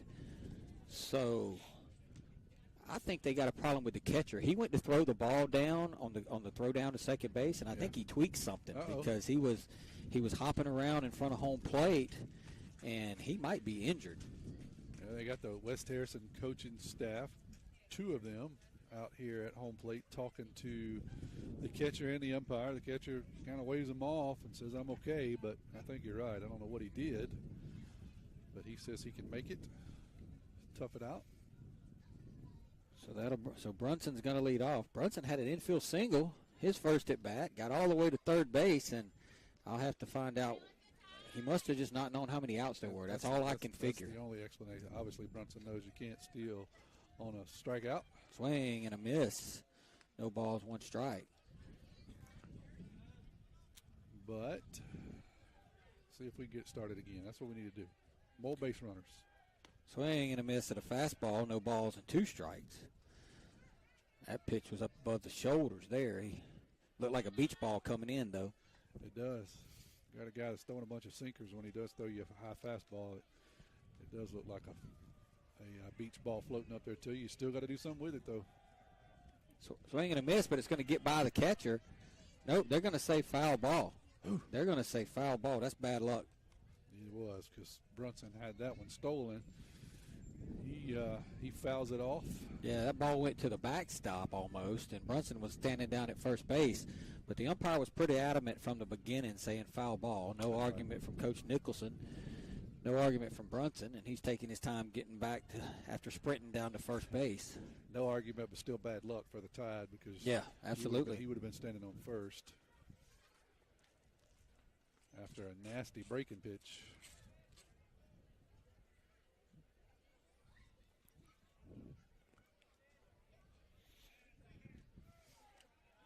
Here's the 0-2. And that's a called strike three on the outside corner. That's that pitch we've been talking about, Tommy, that's about 2 inches off the plate. But if you're not up on that white line, it's impossible to hit. And Brunson took it, and that'll be the first out of the inning. Yeah, it's theoretically a ball, so I'll give it to Brunson there. But he's been calling that pitch, so that's just one you got to get up on the plate and try to reach out there and get it because he's going to give it to you. That'll bring up Watts now. Now, Landon got hit by a pitch his last time up. And he swings and fouls that one straight back. No balls and one strike. That was a pretty good pitch to hit for Landon right there. They're going to stay away from him. That's the paint right there. No balls, two strikes. I mean, I don't know. We're going to continue to take it. He's going to continue to throw it. Yeah, that's the answer. If you're going to get it right up on the plate, then I'm going to move out 3 or 4 inches. Oh, inside. Almost hit Landon in the head. I mean, 0-2, I think I would have took that one right upside the noggin. Yeah, he tried, but he just ducked a little bit. That was a breaking pitch. He did one of these. Yeah, that's one. He kind of leaned out of the way. I get it. I thought it was going to hit him. That's going to be inside a ball. 2 balls and 2 strikes. They wanted that one way away. That one stayed inside.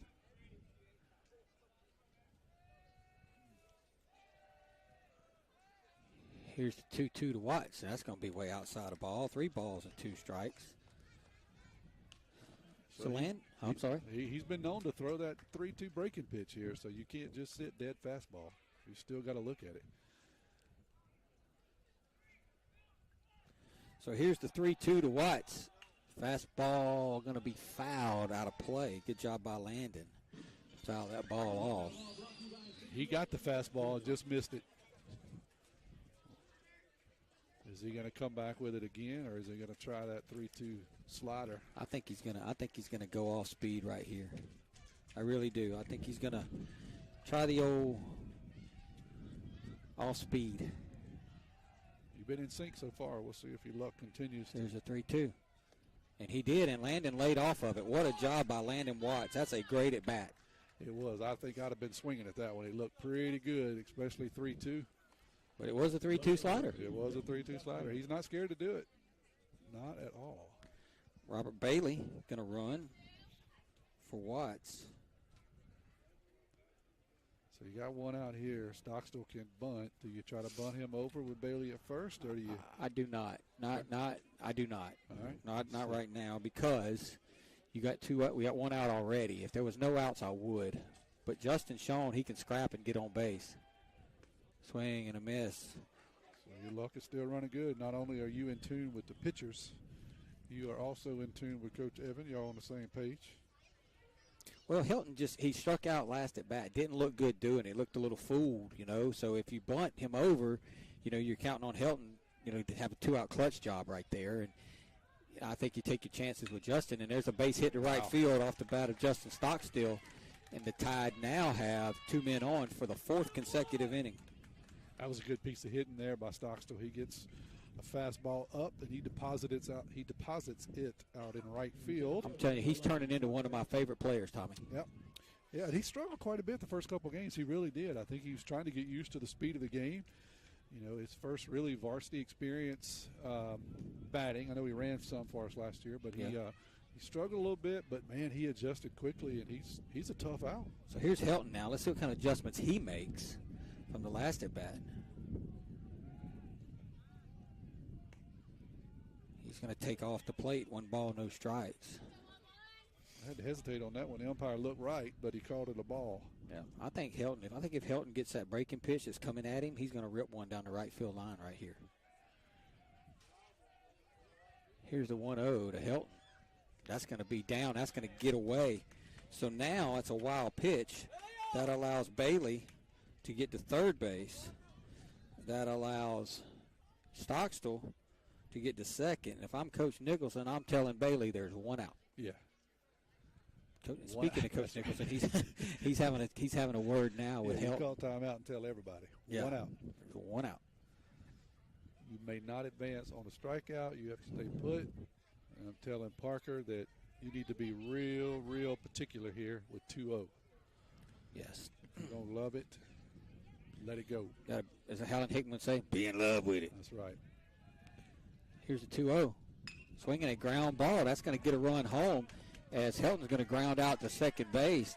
And I'm going to tell you right now, Jack Mann's leaving the bag early. I mean, he wasn't even on the bag when he caught the ball, but that'll be an RBI ground out for Helton, and the game is tied. And we will take it. We will absolutely take it. That is good fundamental baseball right there. Not only did you get the run home, but also now Justin gets over to third base. And, the way Ross is throwing a few between the wickets of the catcher, right, could even come around to score here. And you let your best hitter get to the plate here with a runner on third. That's just as important also. So, yeah, great job by 8 and 9 hitters. Speaking of balls in the dirt, that's going to be a ball down, 1 ball, no strikes. And that's what's hurt us the first 2 innings, as you talked about, Timmy. We get somebody on, and then we make a silly mistake, and we take the bat out of good players' hands. This time, our 8 and 9 guys do their job. 1 gets a single, 1 gets a fielder's choice RBI, and that's what you need out of the bottom of the order.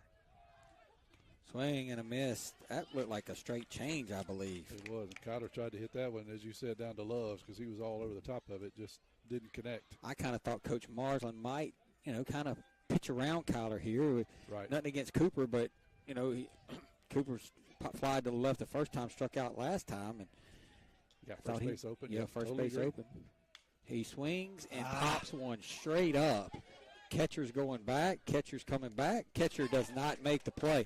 That's a tough play, but, you got to throw your mask down. Yeah, he never threw his mask. That's tough on a catcher to try to get under that because it got into the wind and then starts drifting back on him. But you're right. Part of that is throw the mask where you can get your other hand up and stop that ball from popping out. He got his glove on it, he just popped out of there. Coach Nicholson tells all of his infielders, hey, it's going to come back. Right. When the ball popped up like that, it's going to come back. That's right. And it did, and, he had his mask in one hand, his glove in the other, and probably would have caught it if he used two hands. Yeah, he got his glove on it. He just couldn't squeeze it, and that's hard to do in a catcher's mitt. So Kyler gets new life. Let's see if he can make them pay. Here's the 1-2 to King, and he's going to take a called strike 3, and that'll do it for the Tide. No runs. I'm sorry, 1 run, 1 hit, no errors. We leave a man, but Picayune does tie the game 1-1. You listen to Maroon Tide Baseball.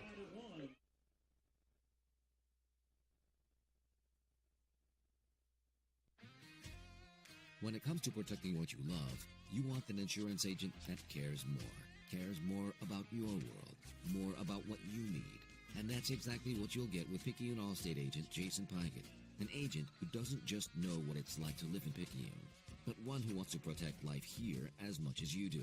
Contact him for your free quote today. Allstate, you're in good hands. Allstate and affiliates offer products and services subject to availability, terms, and conditions. Allstate Property and Casualty Insurance Company.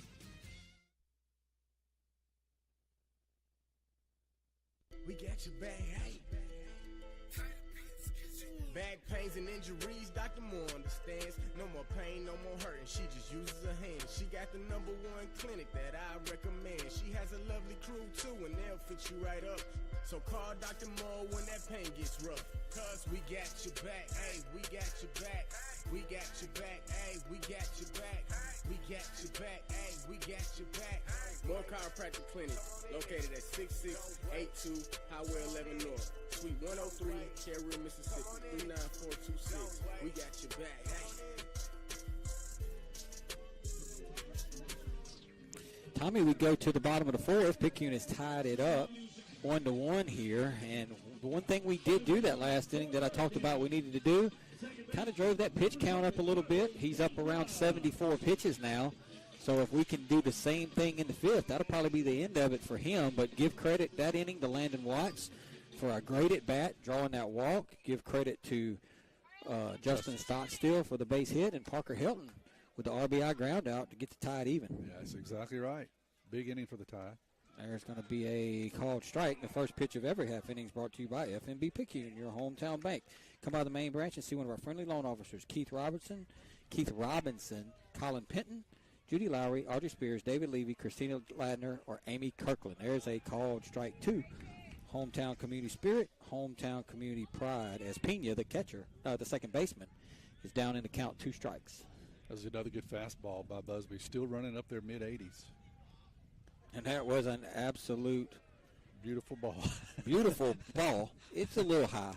Pena's not the tallest dude to ever live. Yeah, for a regular guy, that's a strikeout. Nice breaking pitch. Just stayed up on a little guy. I agree with the umpire. We would have loved the call, but it was a little high. Swing and a chopper that's going to go. Boy, Busby should have let that ball go foul. Busby should have let that ball go foul. That ball was going to go foul. That ball was going to go foul, and Busby picked it up. And that's going to be an infield single. Just not a good decision. Yeah, too aggressive. You're right. That's one that you hit right back down into the ground. It pops straight up, big Sunday hop. No way you can throw the guy out, as Busby was evident there. And you're right. Your only chance is just to let it hit the ground and see if it goes foul, because you have no chance. But that's on the catcher and the first baseman. Somebody's got to be yelling, "Let it go, let it go," and that's what you got to do. That textbook again we was talking about. That's right. Now they're going to show bunt. And Tanner's going to throw over, and the runner will be back. So that's just bad luck. That was just a high chopper. It had a lot of spin on it. It hit. Cooper was coming towards it. Landon was headed out for it. Tanner was going to get it, and nobody thought to let it go foul. You have no play. No. All you can do is let it go. Here's the pitch, and they're going to bunt it out in front. Boy, good bunt. Busby's going to field it, throw him out at first base. So that will be a sacrifice, but they do get the go-ahead run down to second base. And that was a good job there by Busby, fielding his position, making the play over at first. They do get the run over, the runner over, I should say. But we'll trade it out here for 90 feet. See if we can do something here towards the end of the. This is the 9 hole, yeah, Mr. Stapleton. He singled last time, or hit that ball right back up the middle, if you recall, Tom. And he takes a called strike on the outside corner. I'm going to tell you right now, if you can throw that pitch. Nothing you can do with it. No, I mean, it's because it's not a strike. Right. He's calling it a strike, it's but the same it's not pitch a he strike. run Kyler up on. It's 3 or 4 inches off the plate, but he's consistent. We're not going to complain about it. He's consistent. Swing and a miss. No balls, 2 strikes. That was a nasty breaking pitch there. So 2 good pitches there by Tanner. Everything in the quiver here. He can do whatever he wants, 0-2. Here's Busby's 0-2. Way upstairs, a ball. 1 ball, 2 strikes. All right, so to use your phrase, you moved his eyes up there, 1-2. Do you throw him the breaking pitch here down? I do not. He's a 9-hole hitter for a reason. I throw him a fastball up around the shoulders. All right, let's see if Tanner and you are on the same page again. Swing and a miss on the breaking ball. That was a good breaking pitch. That was a very good breaking pitch. And the only reason I say that is if that ball, you're 1-2, if that ball gets in the dirt, now that runner gets to third base. But good pitch. That's a good pitch. I mean, that's how you draw it up. That's right. That's exactly right. If you can throw that breaking pitch, it's hard for anybody to hit it, much less your 9-hole guy. Now they're back up to the top with, I was saying Carrier. They said tonight career, so I'm going with career. Margaret Orr says Carrier, but right, not in West Harrison. Swing and a miss. 4 miles north, they would call him Carrier. There you go. Not north of here, north of us. That's right. So it's either career, Carrier, Carrier. Just depends on where you're from. I think somebody came and corrected us the other night and said Carrier. Yeah. So that's what we're going with. Here's the 0-1. Oh, what a break right there. That ball was way low and away. Yeah, he loves that outside pitch. If you get it anywhere between. Yeah, but Tanner rolled that one up there. Anywhere between the batter's box and the dugout, he's giving it to you right now. I'd throw that same pitch. No way you can hit it. That's a called strike 3. Ooh. Oh, my Lord. He called that never mind. Yeah. He called that a ball. That had to have been a makeup pitch because that was right down the middle. It broke beautifully. Even the poor batter had kind of backed out. We had talked about how good the umpire was doing. Yeah, we put the blessing on it. Well, let's just hope that pitch right there don't come back to haunt us because that was a beautiful 0-2 pitch. It's going to be upstairs a ball, 2 balls and 2 strikes. And the last thing we'll do is put this guy on first after you got him down 0-2. Not with Seal on deck. I mean, I've seen enough of him the last 2 games to know he can swing the bat pretty good. He can. I think he's probably one of their most productive hitters, at least this week. Plus, he's got a beard. Yeah. Full. Yeah. It ain't scraggly. 2-2 pitch. Swing and a miss at a fastball. Blew him away, Tommy. That'll do it. No runs, 1 hit, no errors, 1 left. We're going to the trivia inning, top of the 5th. Tide and West Harrison, 1-1.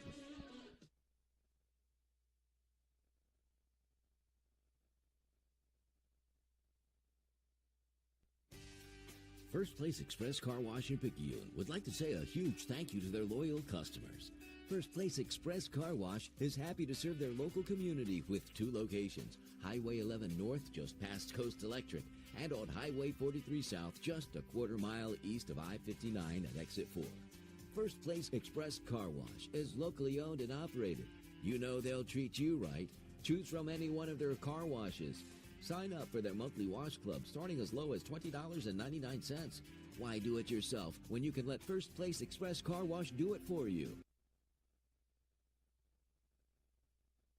Pearl River Community College has been providing a quality education to the people of South Mississippi and beyond for the past 110 years. If you or a family member is an alumnus of this great institution, we invite you to support future PRCC students through the PRCC Foundation Scholarship Program. Honor or memorialize a loved one or identify your support for the college by creating a scholarship through the PRCC Foundation with your tax-deductible financial gift. Call Delana Harris with the PRCC Foundation office at 601-403-1191 and make a financial investment in a young person's future at Pearl River Community College.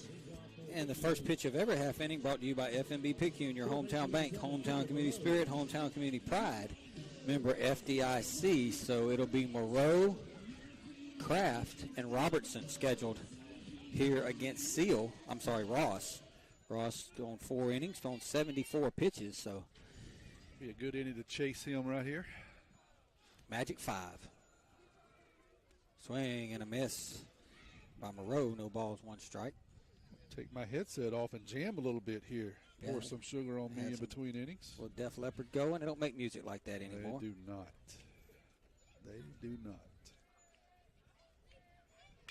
Cooper's going to swing and hit one to left field. That was that outside pitch again, Tommy, but Cooper just so far off the plate, hit that one off the end of the bat. And that out in left field right there. They just continue to throw him away. Yeah, not much you can do with it. That far out over the plate, you're right. He's hitting it, but not hitting it very hard. There's routine fly balls out to left field. That'll bring Morgan to the plate. He'll hit with 1 out, nobody on.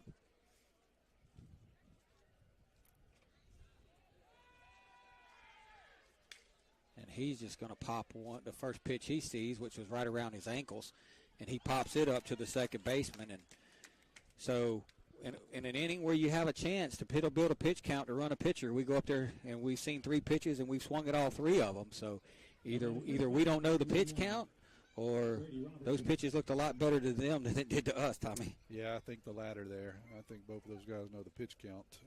But both of them swung at not very good pitchers' pitches.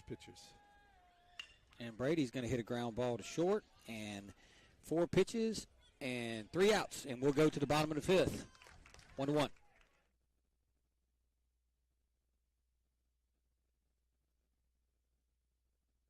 Are you or someone you know looking to take your education to the next level? Pearl River Community College can help. Whether you're looking for a true college experience or you want to jumpstart your career, Pearl River has you covered. PRCC strives to remain affordable and accessible to help you regardless of where you are on life's journey. With face-to-face, hybrid, and online courses, Pearl River meets you where you are. Visit prcc.edu/admissions or call 601-403-1000 to rise with the river.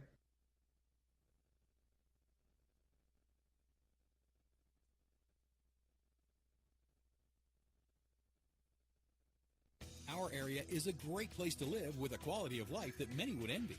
People are friendly. It's a great place to raise a family. At FNB Picayune, we serve the credit needs of this area. The money to make the loans comes from your investments with us. In turn, we reinvest your money in the local economy to send kids to college, finance new businesses to create new jobs, build new homes, and much, much more. At FNB Picayune, your money is used to support our local needs. FNB Picayune, your hometown bank, member FDIC. We head to the bottom of the 5th, Tommy, and I couldn't get the trivia out fast enough.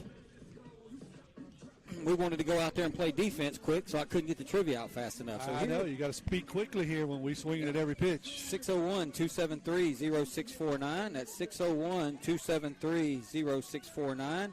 601-273-0649. Text your name and your answer to the question. So this player is the only player in Major League history to have a career Triple Crown during his playing days, which means by the entire career that he played, he had the highest batting average, the most home runs, and the most runs batted in of all Major League players. Over a career. Over a career. He has the career Triple Crown of the years he played, the highest batting average, the most home runs, and the most runs batted in. 601-273-0649. 601-273-0649. Text your name and your answer. And Seal takes a ball, I guess. 1 ball, no strikes. Swing and a ground ball to Moreau. Moreau's going to field it, fire it over to Brady, and that'll be the first out of the inning. So they up there hacking too. They are. That wasn't a very good pitch, honestly. But we'll take it. We'll absolutely take it. Moreau got a good hop. He was able to field it, moving towards it, set his feet, make a good strong throw to Brady. And that'll be the first out of the inning. And that'll bring up Davis now.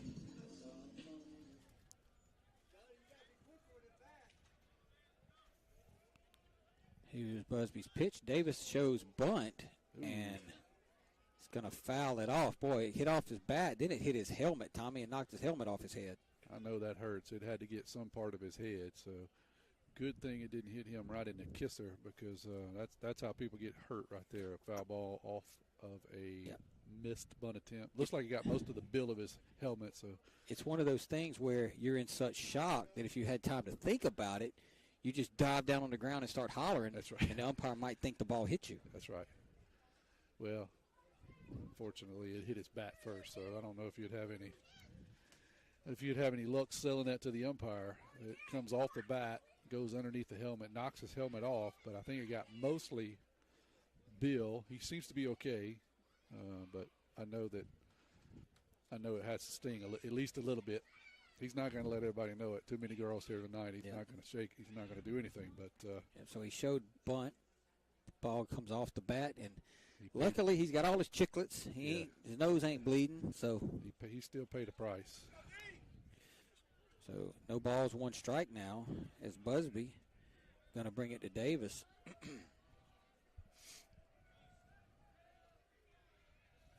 Here's the pitch. That's going to be down a ball, one strike. What kind of a line we got on Busby so far? We have 4 1/3 innings, 3 hits, no earned runs. There's a called strike. Walked 2, struck out 5. Okay. 1 ball, 2 strikes now from Busby to Davis. Swing and a foul up along third. It'll stay 1-2.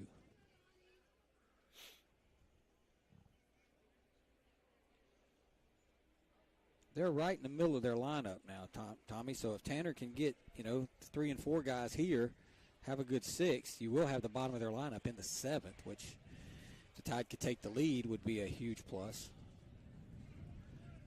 But let's get Davis first.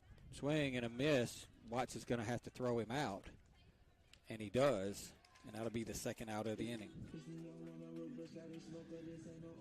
Watts has been playing that pretty well tonight. That's about the 3rd time he's had to catch that breaking ball in the dirt, step out into the playing field, and make a throw down to first. He's executed it well so far. And this is what we've been able to do quite a few times, Timmy, is get 2 outs quickly, and then it's kind of stumped our toe. Let's see if we can finish it out here. Well, it'd be nice if Tanner could have a 1-2-3 inning.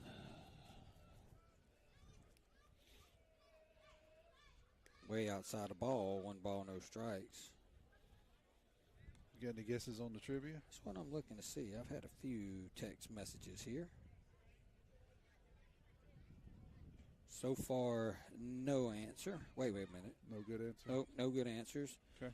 So far, if you text in, 601-273-0649, swing and a miss. This is the only player in Major League history that during his playing career, he recorded a triple crown, which means that while he played, he had the highest batting average, the most home runs, and the most RBIs of any player in the game. Swing and a miss. Good breaking pitch there by Busby. He's looked sharp tonight, Timmy. He has, man. We just got to get a run. That's right. We just got to get a run. That last inning, you had 2, 3, 4 coming up, and that wasn't very good. But it's going to be outside a ball, 2 balls, 2 strikes. But it's kind of been the bottom tonight. It's been, that's right. It's been Watts, it's been Justin Stockstill, Parker Helton. It's been those guys. So, maybe that's where we got to get it started here in the 6th if we can get out of the 5th here.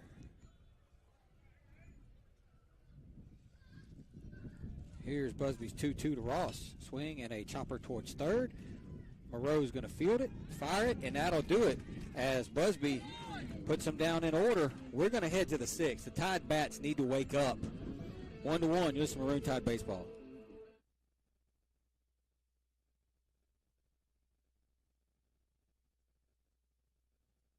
Fight back against Parkinson's with Dodd Therapy Center. Dr. Jameson Dodd is certified in LSVT BIG, a specialized treatment program for Parkinson's disease and other neurological disorders. Improvements from LSVT BIG include faster walking with bigger steps, improved balance, and reduced risk for falling. If you or a loved one suffers from Parkinson's or other neurological disorders, it is time to fight back with Dodd Therapy Center. Give Dodd Therapy Center a call today at 769-242-2636 or visit Dodd Therapy Center at 405 Memorial Boulevard in Picayune.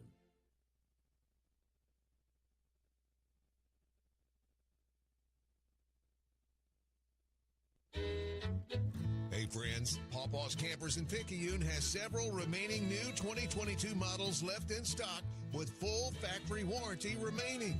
Check out this new 2022 Rockwood 2514S. MSRP $49,797, reduced to only $29,987. Don't wait long, it'll soon be gone. Pawpaw's Campers, having fun, selling fun. The first pitch of every half inning brought to you by FNB Picayune, your hometown bank, where they are Picayune proud. Stop by the main branch and see Mr. David Hemmeter. So Jamie Lumpkin, Brunson Stockstill, Landon Watts, the scheduled 3 against Mr. Ross, who came into the last inning, thrown 74 pitches, and now he's only thrown 78. So probably would have chased him after that last inning if we would have been a little more patient, at least made him make a decision to bring him back out. That's right. But he's back out there now for the 6th, but Jamie's going to lead it off. So let's see if Jamie can get something going here. We need a spark plug right here. And here's the pitch to Jamie, and there's going to be a foul ball off the right side. No balls and 1 strike. Let's see here. I don't know. That's an ink pen. No, I ain't got one. That's going to be a called strike on Jamie. That's not a strike, but he's been calling it all night, and I don't blame Jamie not swinging at that. Yeah, same pitch that Kyler got rung up on. He's giving it, 3, 4, 5 inches out there. He's giving it to him. Foul ball off the right side by Jamie. Same pitch, but Jamie had to spoil it because it would have been strike 3. Yeah, I don't blame him not swinging at the 0-1 pitch, and you got to swing at that one, though. You just got to hope he makes a mistake on the inside here on Jamie. Here's the 0-2 to Lumpkin. And fouls it back. And I tell you what, he left that one across the plate, Tommy. Yeah, he's getting that pitch. He went outside again on Jamie, and he fouled it off. That one he missed. He wanted to go outside, but Coach Nicholson's going to have a word with much over the plate. Coach that's me. Coach Nicholson's going to have a word with Jamie here. And if it's me, if I'm thinking, he's probably telling Jamie, all right, bro, he's thrown you 4 consecutive fastballs. You chased that breaking ball back in the first inning. Look for it. It's probably coming. Here's the 0-2 to Lumpkin. Swing and a fly ball to center field. Boy, Jamie had a pretty good cut at that one, Tommy, but he hit it to straight away center field, and that'll be the first out of the inning. Yeah, he hit it to the deepest part of the park. It was a fastball over the inside part of the plate, right in Jamie's wheelhouse. You said he had a good cut at it, but he hit it right at the center fielder for just a loud out. Brunson Stockstill now. Brunson 1 for 2. He had that infield single back in the second inning. Here's the pitch. Swing and a miss. Well, it looks like we're going to get 7 innings of this guy, Tom. Yeah, we had him on the ropes in the 5th, and then or in the 4th, I should say, and we just kind of let him come scratching back here. Here's the 0-1. Brunson fouls that one back, 0-2. Picayune just inability to get extra base runners. We don't walk much. So we got to string things together. Here's the 0-2 to Brunson. Swing and a miss. They wanted it down and away. It was just a fastball on the inner part of the plate. Brunson couldn't catch up with it. There's 2 down now. Now to bring up Watts. Watts, he's been a spark plug tonight. He's been hit by a pitch, and he drew a walk. And I'd like to see him duplicate his feats in Loosedale. That would be nice, wouldn't it? Swing and a miss at a fastball way up. Yeah, that was I tried to stop, but I couldn't stop. We're just not a very patient hitting team. Just, we free swinging. Yeah, we're hacking. We're like a bunch of Dominicans. There's a called strike on the inside corner. Manny Ramirez never walked. He never. And they asked him, why don't you take pitches? Why don't you walk? You hit so well, your on-base percentage would be tremendous. He said, when you're from where I'm from, nobody walks off that island. It's called strike 3, and that'll do it for Picayune. And we're going to head to the bottom of the 6th. We couldn't hit water if we fell out of a boat right now, Tommy, but the good news is Busby's on fire too, so we'll head to the bottom of the 6th. Tide and West Harrison tied at 1.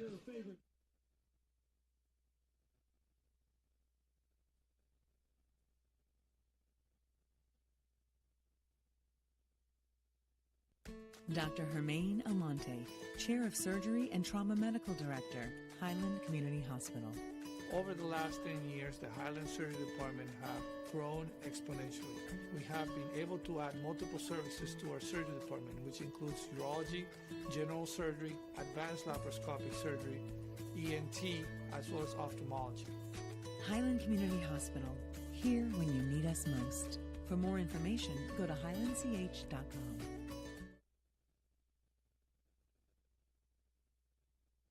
Craving a breakfast toaster or French toast sticks? Make it a meal and step up your breakfast with tots and a cold beverage. Sonic Drive-In has the perfect portable breakfast, and it's the perfect way to start your day. And at Sonic Drive-In in Picayune, you can stop by anytime because breakfast is served all day. Sonic Drive-In of Picayune on Highway 11 just north of Highway 43 North. Start your day Sonic style with happy eating at its best. That's what you get at Sonic Drive-In of Picayune. Destination delicious.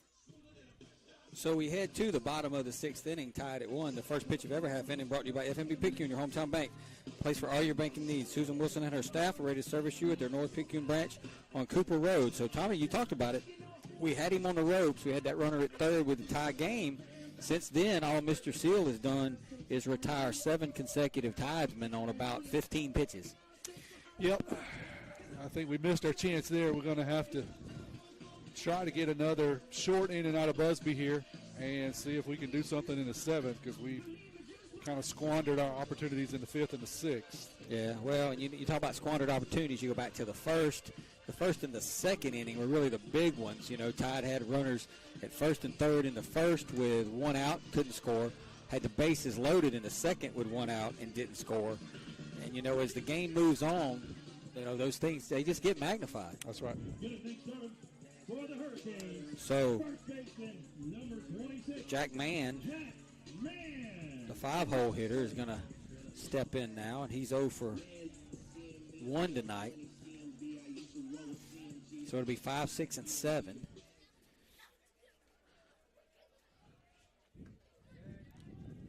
Busby only at 75 pitches. This figures had a heck of a game. Yeah, this might be his last inning.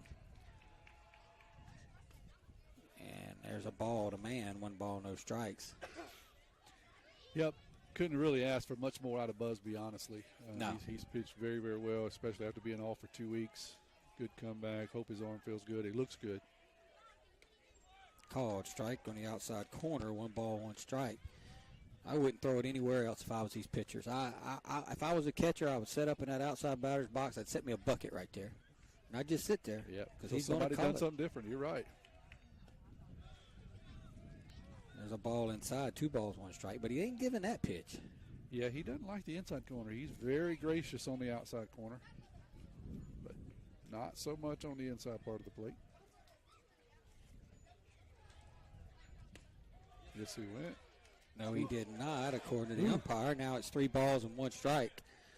So this becomes a big part of this game right here. 3-1 to man.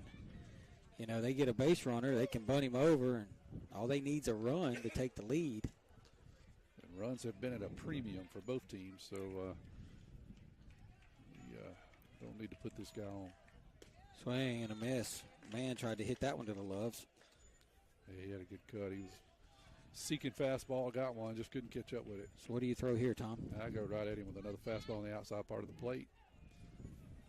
Here's Busby's 3-2 to man. Called, strike 3. And that'll be the first out of the inning. And that's that pitch that he's been calling all night. No argument from Wes Harrison. I mean, that's one of those things that if Ross and Busby continue to make that quality pitch, it's just going to be hard for anybody to score. That's right. Yeah. It's not a strike. It's a ball and a half off the plate, but he's been calling it all night long. So Picayune has gotten run up 3 or 4 times on it. And, I feel for Mr. Mann, but it's you got to look for it. So here's Wallace now. Number 6 hole. Golly, he's just not calling that pitch on the inside part of the plate at all. I think he confused himself because he looked like he wanted to call it, but he turned the wrong way, so it was a ball. It looked like a good one. It's a called strike, and that ain't a strike. So the first pitch looked like a strike, called a ball. The second pitch looked like a ball, called a strike. But he's been calling it that way all night. He's consistent. Yeah, we're griping, but nothing we can say because it's been that way all night long. Swinging a foul off the left side, so 1 ball, 2 strikes. So Busby's got Wallace down in the count. 1 ball and 2 strikes. If your winds kind of died down again, it died down and it picked back up and it died back down. So Busby going to bring the 1-2 to Wallace. And he's going to foul that one twice, Tommy. That's hard to do. That's exactly what I was thinking. He fouls it straight down into the ground. It comes straight back up. He hits his bat and goes to the backstop. That's I think we'd just ring him up on that if it were me, but umpire didn't feel that was appropriate. Here's Busby's 1-2, and that ball is hit into center field. Parker Helton started in, went back. A little bit of circus music, but he made the play. He made it. Yeah, he struggled a bit. That's a hard thing to do when a ball's hit right at you. It's hard to read it. And so center fielders often get in trouble when they start in, and he was luckily able to retreat and make the play. So good job for Parker. But yeah, that's a tough out when it's hit right at you. 2 down now. Here's Pena. Swing, and he fouls one back out of play. No balls, 1 strike. So I'm not adhering to what they have on the board. I've got Picayune 1 run, 5 hits, 2 errors. I got Wes Harrison 1 run, 3 hits, 1 error. Swing and a ground ball towards Brady at first base. And that's a race Brady's going to win. And Tanner has a 1-2-3 inning. And Tommy, we head to the 7th, and I said it before the 6th. Bats need to wake up. You listen to Maroon Tide Baseball.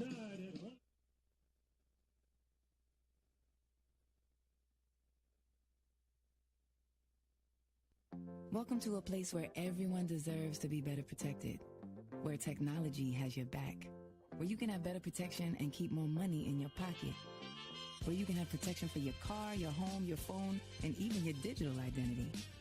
You're in good hands with Allstate. Jason Pyatt has offices in Poplarville and Picayune. Make sure you have the right coverage. Give the Pyatt Agency a call today. 601-798-7005. Allstate and affiliates offer products and services subject to availability, terms, and conditions. When you wake up with an aching back or sore neck, Dr. Debbie Moore with Moore Chiropractic Clinic suggests you consider making simple changes in your sleeping position to alleviate unnecessary strain on your body. According to the American Chiropractic Association and Dr. Debbie Moore, it's best to sleep on your back or side because laying on your back or side allows your head, neck, and spine to relax into their natural alignment. This will help you wake up pain-free and feeling rejuvenated. Moore Chiropractic Clinic. We've got your back. The first pitch of every half inning brought to you by FNB Picayune, your hometown bank, where they always put you first. Stop by the South Branch on Memorial Boulevard and see Miss Tracy Acker for all your banking needs. So Mr. Ross is back out there in a 1-1 game as we play in the top of the 7th. Justin Stockstill, Parker Helton, and Kyler King await him. And Tommy, if we can get one of these first 2 guys on base, I like my chances. I am exactly with you, and I 100% agree. That's been the secret. Justin's been hot. He had a nice single out to right field his last at bat, so I think he's a great suspect. The third baseman ain't convinced that he's not going to try to lay one down, and he is playing in on the grass. So I don't think the bunt is going to be in order here unless Justin can push it to the right side. And he's going to take a called strike. No balls and 1 strike. What kind of line you got on Ross here when you get a chance? All right, give me a minute. Swinging a foul back out of play by Justin Stockstill. No balls and 2 strikes. He works fast, so you got to be quick. Yeah, no doubt. Mr. Ross, I'm showing 6 innings, 5 hits, 1 run, 3 walks, 7 strikeouts. Not a bad night for him at all. Absolutely not. Here's the 0-2 to Justin, and that's going to be outside of ball. 1 ball, 2 strikes. He certainly pitched well enough to win for the homestanding Hurricanes. I wish Justin could slap one between third and short right here. Big hole over there. Here's the 1-2 to Justin. He's going to foul that one back. It'll stay 1-2. That foul ball brought to you by Industrial Corrosion Control. You know, you look at Justin and you think, okay, you project another year, he's put on some weight, get a little stronger, man. With his eye at the plate, his plate discipline, he's going to be a tough customer. He definitely is. He's got the bat skills down pat. Here's the 1-2 to Justin Stockstill. He's going to foul another one back. That foul ball brought to you by Got that pitch count up to 94 now. That is right, 94 pitches by Mr. Ross. Nobody working in the bullpen that I see. Whew. It's going to be down a ball. Here's what's crazy. If he'd have been right-handed, he'd have rung him up. That's right. Yeah, he loves it out there, but not inside. And I think it's because he's lined up inside and he gets a better view of it. You know, it's lined up on that inside. Here's the 2-2. Now it's going to be down a ball. 3 balls and 2 strikes. So Stockstill just trying to find a way, Tommy. That's what you got to do. That's the mentality here. Any way you can, just get to first. We'll worry about the rest later. Here's the 3-2 to Justin, and that's going to be inside a ball. So Justin Stockstill again, Tommy, again gets down in the count, 2 strikes, again fouls off pitch after pitch, and again draws a walk. Yeah, he doesn't really get serious until he's got 2 strikes. Then he seems to kind of choke up a bit and decides to do something. I just love his aggressiveness. It's Parker Helton now, and you got to figure the bunts in order. Third baseman is playing in. Yeah. Boy, if you could push it to first right here, you might could beat everybody. Helton shows bunt, and he gets it down. And they're going to throw it over, and they almost, they're going to be safe. So the throw brought the first baseman off the bag, and that's going to be. It's going to have to be they're going to give an error right there. Yeah, you have to give an error. Was it a pitcher or? No, it was a third baseman with the error. I was looking at the game changer. Yeah, and you have to there. You know, it's a shame because really I don't think the throw pulled him. I think that the second baseman who was playing, who come over wasn't that the second baseman or was it man? I think that was man. Was it? Mm-hmm. Well, you said it. He's kind of been pulling off a little bit early, and I think that was one of those cases where he just tried to get a head start, looking at the run around in second to make sure he didn't go anywhere. And just pulled off a bit early. And that's one of those cases, too, where a 3-man crew come back to help pick you. Right. Because if that's a 2-man crew, never sees it, and he's in that other spot over there where a traditional 2-man crew is, he's probably going to call him out. That's right. Yeah, because the throw beat him. It was no doubt the throw beat him. We just didn't stay on the bag. So you're right. You got a guy standing right there in position. West Harrison makes a trip, Timmy, but no change. He pleads his case. Yeah, he's at 96 pitches. Kyler King's up now. So here's the question. Do you? If I'm West Harrison, yes, I put him on. Oh, I was going to ask you, do you bunt with Kyler? If I'm West Harrison, I put him on. That's what I do. Really? You put the go-ahead run at third base? Absolutely. Okay, here's the pitch to Kyler, and that's down a ball, 1 ball, no strikes. No, they're not going to do it. I know that, but that's what I would have done, knowing what I know. So it has been the bottom of the order for the Tide. It's Justin Stockstill and Parker Helton who's made some noise here for the Tide tonight. And give us a chance to take the lead here in the 7th. Here's the pitch to King, and that's going to stay up a ball. And Parker, get back, man. Did you see how far he was off of first base right there? There's nowhere for you to go. That's right. You have nothing to gain and everything to lose. So just hang out. 2-0 to Kyler upcoming. And you got to just hunt a fastball right here. Well, and that's going to be up and in, 3-0. And you got to figure either that conversation was, don't give him anything to hit, we'll take our chances with the next few guys, or that conversation was, hey, you got to get this one or we're going to go get somebody else. Right. Because this will be pitch number 102 for Mr. Ross. And if I'm Picayune, I give Kyler the green light here. Even 3-0, I give him the green light. He shows bunt, and he takes way away a ball, and that other bases are going to be loaded. And Cooper Moreau is going to come up. So still, I am shocked.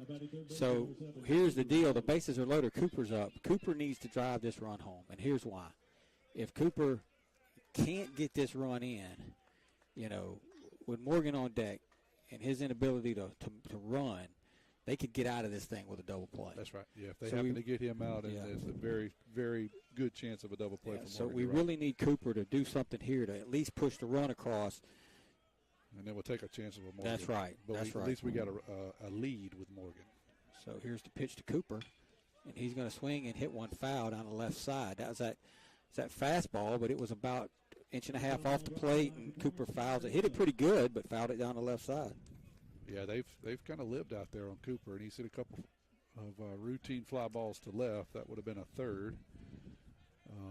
And I hope they would try to challenge him back inside because he's not able to make the adjustment outside. They're in at the corners. They're playing for a double play up the middle, so a ground ball up the middle will give the Tide the lead. That's going to stay up. A ball, one strike. Morgan waits on deck. I still don't see any activity in the pen. Do you see anything over there, Timmy? I know we can't see everything. I don't, unless it's inside there. I don't. Man, I'm just surprised. 5 pitches? That is one. This will be 105. Yes, sir. Swing and a miss. Come on, Coop. Put this one in play, man. He got a pitch to hit there, and he just missed it. He was right on it. And now nice fastball, and he looks like he tweaked his back a little. Yeah.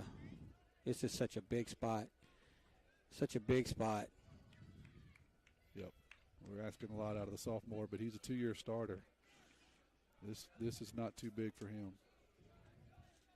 And Cooper absolutely crushes that ball, but it's going to go foul. They came in on him that time, Tommy, and he got out in front of that one, and he hit that one a mile, but just a little bit foul. That was about 20 feet from being a grand slam. You're right. They came up and in on a fastball, and he was all over it. Just pulled it foul. So I bet they go back away. Say they better not do that again. And I bet you they move out to the outside part of the plate. Here's the 1-2 to Moreau. And he hits one towards the gap in left center field, and that one's going to be a base hit. Here comes one run. Here comes Helton. He will score. And what a big at-bat by Cooper Moreau. They kept going outside on him, Tommy, and they got a little too much of the plate right there, and he got the biggest hit of the season thus far for Picayune. He got a pass ball up. The catcher was set up for wanting that outside fastball, but I think, it's over 105 pitches. He's pitched a heck of a ball game, but at some point you got to give him a break, and I think we should. If West Harrison should have given him a break about 3 batters ago, but he left that one up. Cooper hammers it out into left center field, into the gap, scores 2, and that's huge. So do you bunt here with Morgan? I do not. Let him swing away. You got a 2-run lead, nobody out. He has the ability to go big fly here. Just let him swing away. Come out of your shoes. And that's going to be a ball down in the dirt, and a good read by Kyler King. And he's going to get to third base, and that'll be a wild pitch. So what that does more than anything now is that takes the double play out of order. That's right. That's right. So Moreau with the big swing, I'd been on him about getting up on the plate. I don't know that he did, but he finally got one of those pitches he could handle on the outer half. Well, good hitters hit mistakes, and that was a mistake by the pitcher. They left it up, and Cooper made them pay for it. Here's the 1-0 to Kraft. Swing and a base hit into left field. Kraft comes through. 1 run's going to score. Here comes the other run, and he will score, and the ball's going to be thrown away, and Morgan's going to end up at second base on the throw, and that's a 2-run single off the bat of Kraft, and the Tide lead at 5-1. Yeah.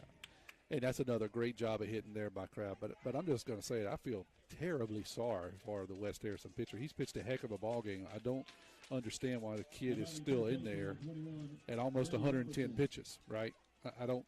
They've got to have somebody that can throw. I just don't understand. He is that. at 109. I don't understand it. He's lost everything, Timmy. I mean, he's no zip on the fastball, no breaking pitch. He's just staring over at the coach, saying, "Dude, you got to come get me."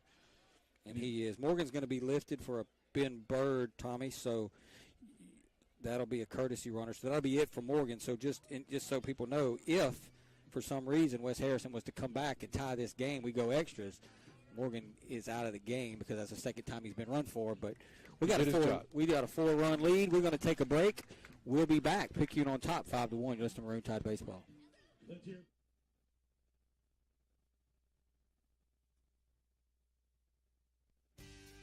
First Place Express Car Wash in Picayune would like to say a huge thank you to their loyal customers.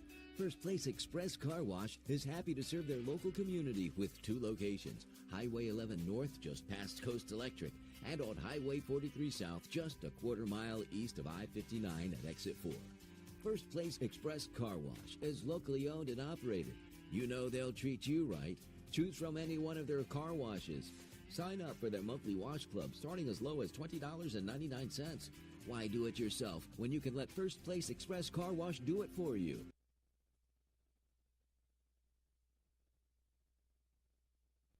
Get back in the game with Dodd Therapy Center. Jamison Dodd, a former college athlete, has the specialties, understanding, and experience to get your athlete back in the game, including indoor turf, Hyphomat, blood flow restriction, trigger point dry needling, and much more. Dr. Dodd and Dodd Therapy Center also specialize in treating Parkinson's disease and other neurological disorders. Give Dodd Therapy Center a call at 769-242-2636 or visit us at 405 Memorial Boulevard in Picayune and get back in the game. You can say goodbye to the guesswork. We make it easy as 1, 2, 3. Check out this new 2022 Wildwood 169 RSK with a queen bed slide out and a U-shaped dinette.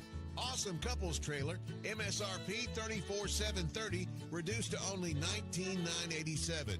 Pawpaw's Campers in Picayune. Having fun, selling fun. You're gonna love the way we deal.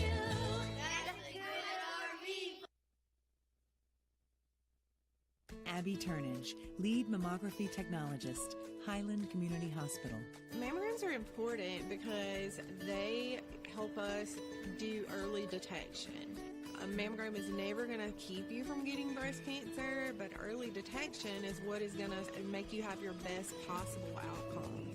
We want you to get your mammogram as early as possible, and you should have those yearly beginning at age 40.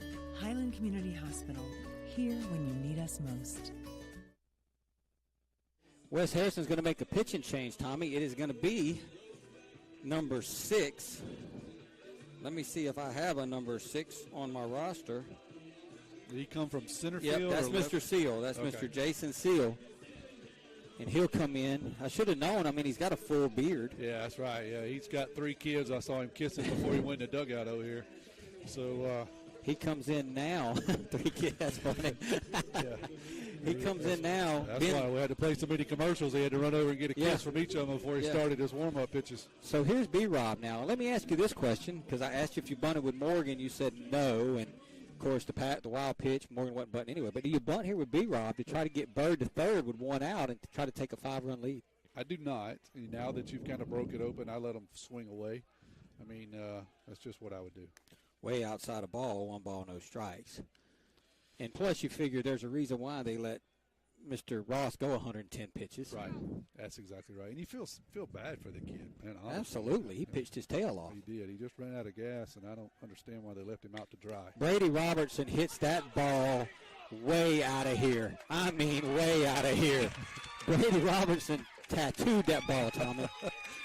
That's the only way you can say that. And he had a little jaunt going down to first base. He turns and eggs on the fans over here on the Maroon Tide side just a little bit. But, yeah, that ball was left up about belt high, and Brady Robertson absolutely hammered it. Absolutely hammered it. And it is a 7-run, a 6-run, and me wanting to bunt. Yeah, that's why you don't bunt. That's why you don't bunt. That's why Coach Nicholson gets paid to coach baseball, and I don't get paid to second guessing. Well, I tell you what, you and Tanner, y'all are on the same page, but you're kind of not really on the page with the batters. But the pitchers, you got them nailed. I have known Tanner Busby since he was 3 years old. I know what he's thinking before he knows what he's thinking. There's going to be a ball down to Lumpkin, 1 ball, no strikes. Tide lead it now 7-1, Tommy, and still nobody out. Yeah, it's just got blown open there. Again, we go back to feel so bad for Ross. He pitched his guts out. Lumpkin's going to hit a ground ball towards short, and he'll be the first out of the inning. But just good to see Jamie get a swing right there. It's going to take him some time. He's aggravated. He wants to throw his helmet. He's aggravated with himself. But, I mean, Tommy, he hasn't even been able to take BP for almost 3 weeks. That's right. Yeah, he's been out of the lineup, and the speed of the game is still something you got to catch up on. And so, yeah, he's done fine tonight. He looks okay. He looks like he's getting around good. All that's a good sign. Here's Brunson now.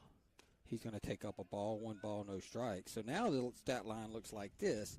Picayune 7 runs on 8 hits, 2 errors. West Harrison 1 run on 3 hits and 2 errors. But you still got to get 3. You still batting, and you still got to come in and get 3 outs, Tommy. So that's right. It ain't over yet. Well, that's one thing, somebody said about baseball one time, what I love about the game is, you can't run the clock out. You can't kneel on the ball. You've got to give the other man his chance. That's right. That's exactly right. That's going to be inside the Brunson, 3 balls and no strikes. Last time on the trivia question, 601-273-0649. 601-273. Hold on. Jeremy Robertson. Jeremy Robertson says, let's go Yoon. Nope. Okay.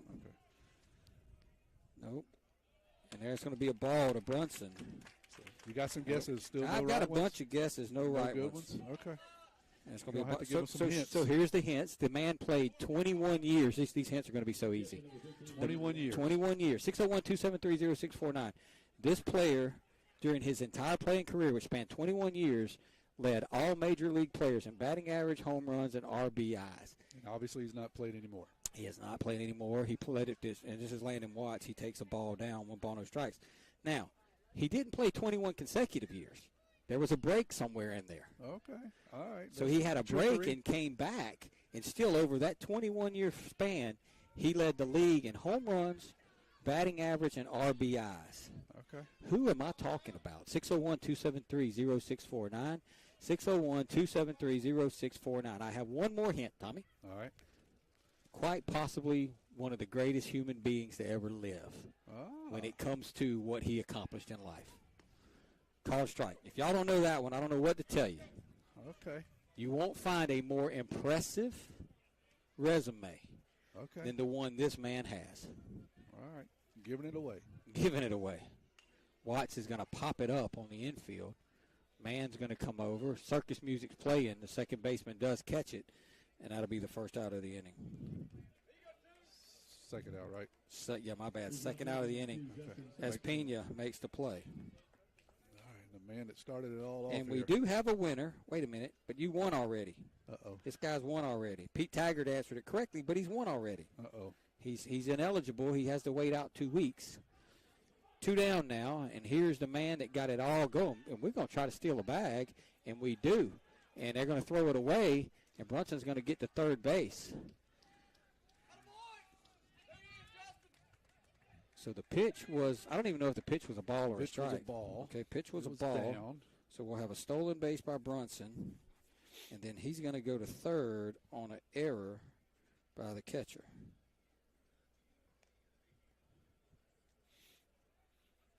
Softball team wins 9-4 tonight. Justin Heron, nope, not right. Justin, J.R. Pascal, no, not right. I can't believe this. Here's the 1-0, upstairs a ball. Justin Stockstill has his hat in the ring for player of the game, Tommy. Yeah, he's been lobbying hard. Him and Busby. I mean, we may have to pull out 2 certificates. I know it. Here's the 2-0 to Justin, swing and a foul. And I can see Justin, next year in this lineup, Tommy. He could really slide in nicely to that 2 spot if you wanted to move. Cooper down to 3 and Morgan to 4. So many options going to be for Coach Nicholson. That's right. Here's the 2-1 to Justin, and he absolutely rips that ball down the line, and that's going to be a fair ball. That's going to get into the corner, and that's probably going to be a triple. He is going to head to third base, and Justin Stockstill with a triple. RBI triple for Justin Stockstill. Tommy, what can you say, man? Well, he heard us talking about the player of the game, and he said, well, I better go ahead and seal this. Let me go ahead and,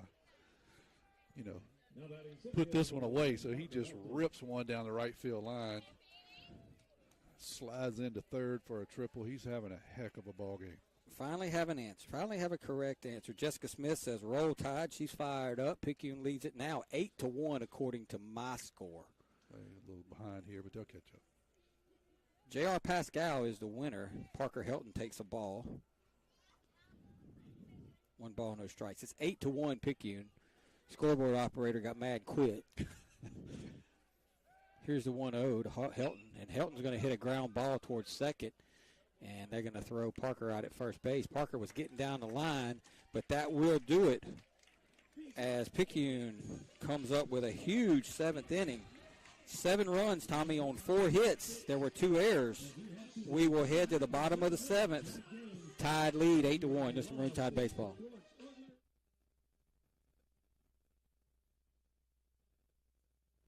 Sonic Drive-In at Picayune introduces the latest local favorite. The Alaskan Polyfish Filet is fried in a crispy panko breading. It's topped with crisp lettuce, creamy tartar sauce, crinkle-cut pickles, and served up on a warm brioche bun. Sonic Drive-In's latest on-the-go comfort food is available now for a limited time only. Only at Sonic Drive-In in Picayune on Highway 11 just north of Highway 43 North. Happy eating at its best. That's what you get at Sonic Drive-In of Picayune.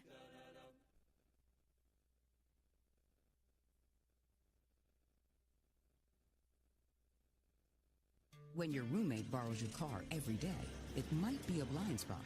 And if something bad happens to your expensive collection of anything, it could be a blind spot. Even having people over to jump around on your trampoline. Yep, it also might be a blind spot. Blind spots are all the surprising things that might need more coverage that you weren't aware of. Good thing Allstate agents can help you find those blind spots while watching out for your wallet. Agent Jason Pickett has offices in Poplarville and Picayune. The river is rising. Make sure you have the right coverage. Give the Pickett Agency a call today, 601-798-7005. Subject to terms, conditions, and availability. We head to the bottom of the 7th, tied on top 8-1. They still haven't fixed the scoreboard, but it's 8-1 Picayune. The first pitch of ever half innings brought to you by FMB Picayune, your hometown bank. Come by the main branch and see Sheila Cooper or Linda Penton, hometown community spirit, hometown community pride. Answer to the trivia question was correctly answered, Tommy, by J.R. Pascal. This player, through his 21-year playing career, led the entire league in batting average, home runs, and RBIs. He had a little bit of break to go do a little thing called a war where he was a fighter pilot. I'm talking about Mr. Ted Williams. Ted Williams. All right.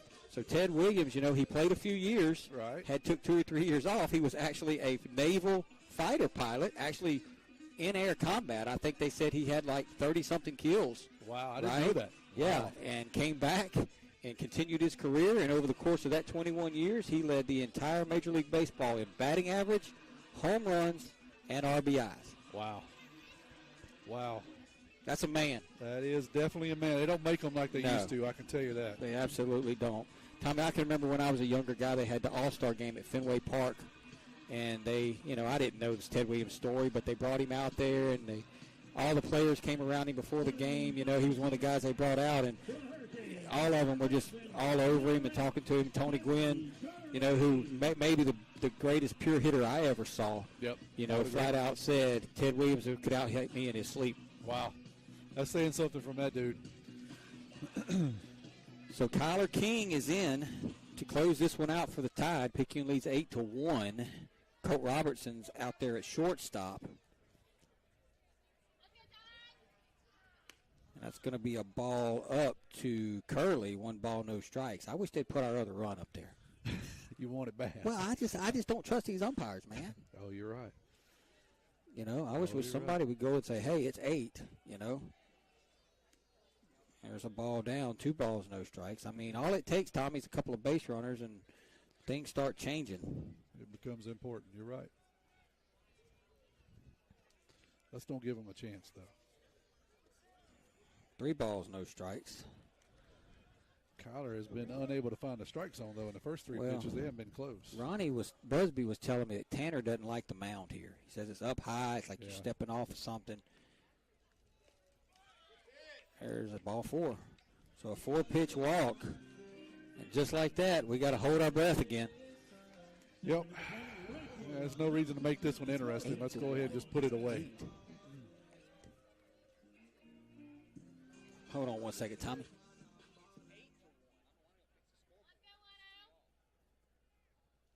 All right, Tommy, I'm back as Stapleton's going to step in. And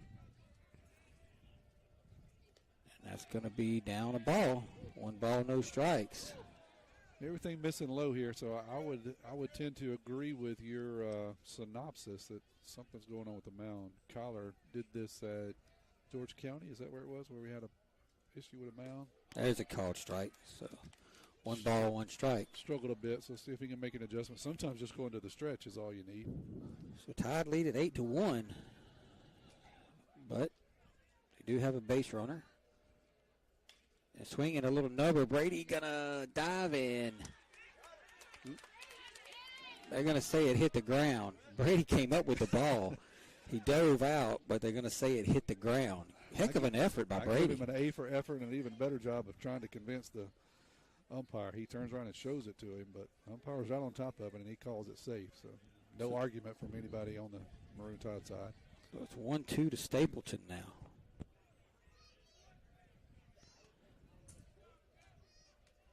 Swing and a miss. That's a big out, Tommy.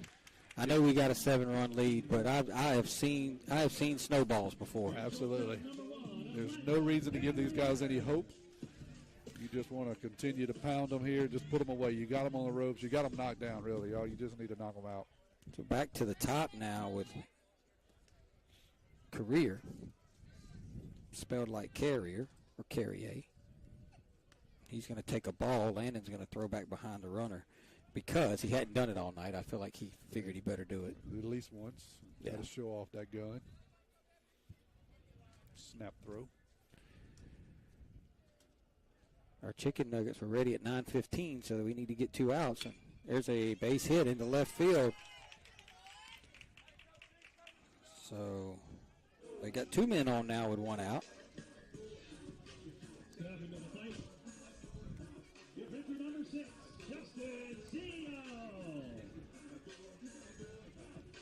I just need to make sure I'm right. It is 8-1. That's what I got. It is 8-1. That's what I got. Double play here. And I ain't going to start stressing it, though, yet. But, you know, they got one job up there. Fix the scoreboard. I mean, I'm doing all this. I'm doing the radio. I'm doing the game changer. There's a called strike to Seal.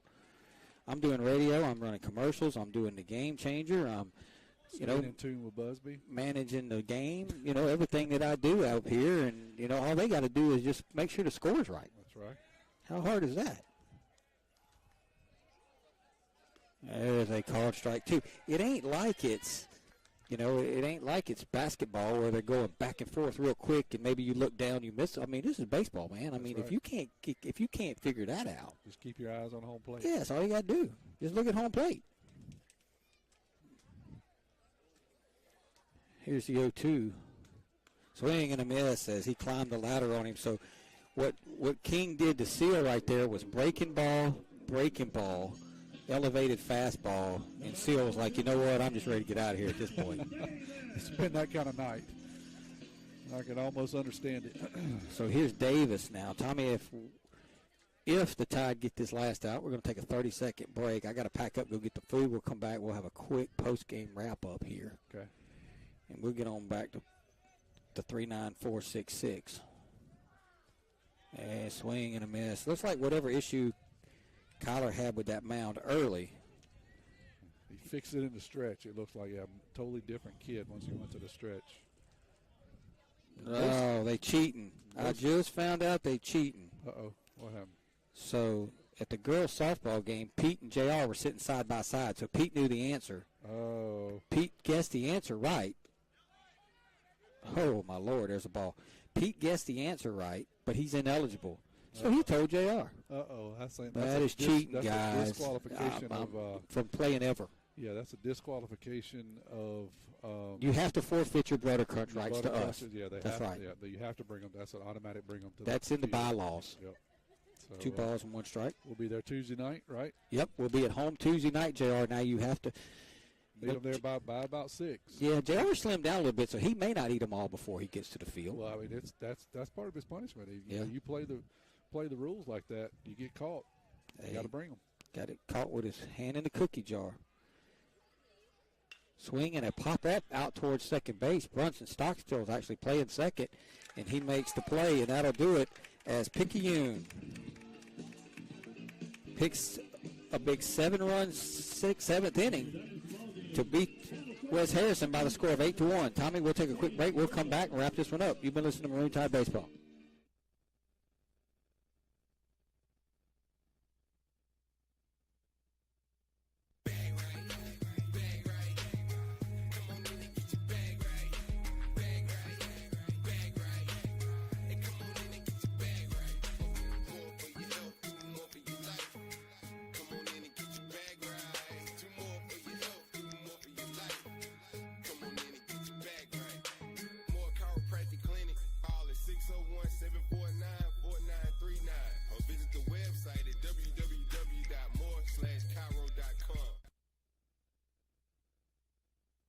Welcome to a place where everyone deserves to be better protected, where technology has your back, where you can have better protection and keep more money in your pocket, where you can have protection for your car, your home, your phone, and even your digital identity.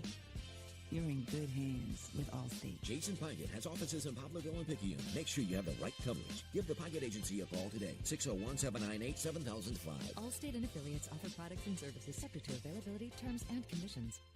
Tim Kraft, Tommy Upton back here at West Harrison High School as the Tide beats West Harrison by the score of 8-1. Tommy, and I got to, I sometimes say some things, question some things, but I got to give Coach Nicholson credit in that 7th inning. We got a couple of guys on.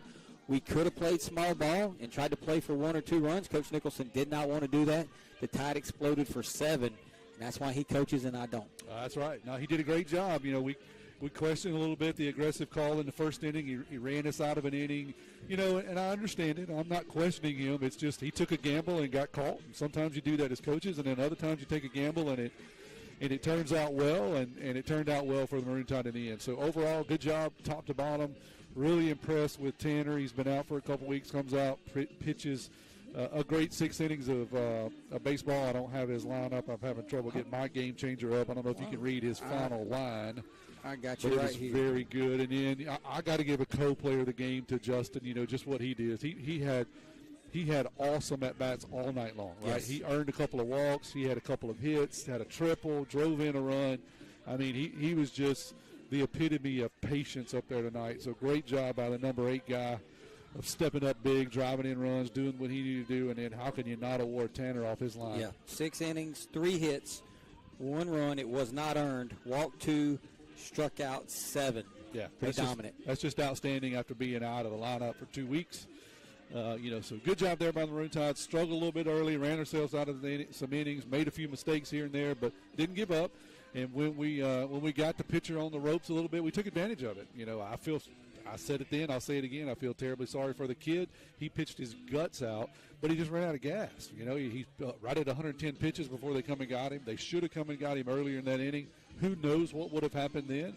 Yep. But overall, hats off to Maroon Tide. They took advantage of some weakness when they earned it, got the pitcher on the ropes, and they put him away. And then Brady was so rude to the relief pitcher. He hits one a mile out of here in right field right after that. So good job by the Maroon Tide. Glad the bats came alive. You've been calling for it all night long. Finally came alive.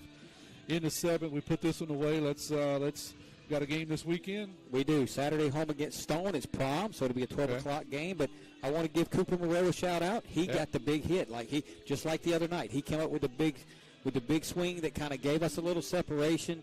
Then Morgan comes up behind him with the big 2 RBI single. Then Brady with the bomb, and next thing you know, we're on Easy Street. That's right. That's what we're talking about. Great job by the Tide. Roll Tide. J.R. Pascal is our trivia question winner. J.R., he's claiming his innocence, Tommy. When you look at your phone, he is claiming innocence. He's claiming it's already been. Yeah, we did with the trial. Yeah, the trial has been, the verdict has been handed down. That's right. So, J.R., you owe us some butter crunches Tuesday night. I'll have the Tide game Saturday against Storm from the Picayune. Tommy will be back with me Tuesday night as we host Long Beach. Tide are 2-0 in district play. We'll see you guys next week. Roll Tide.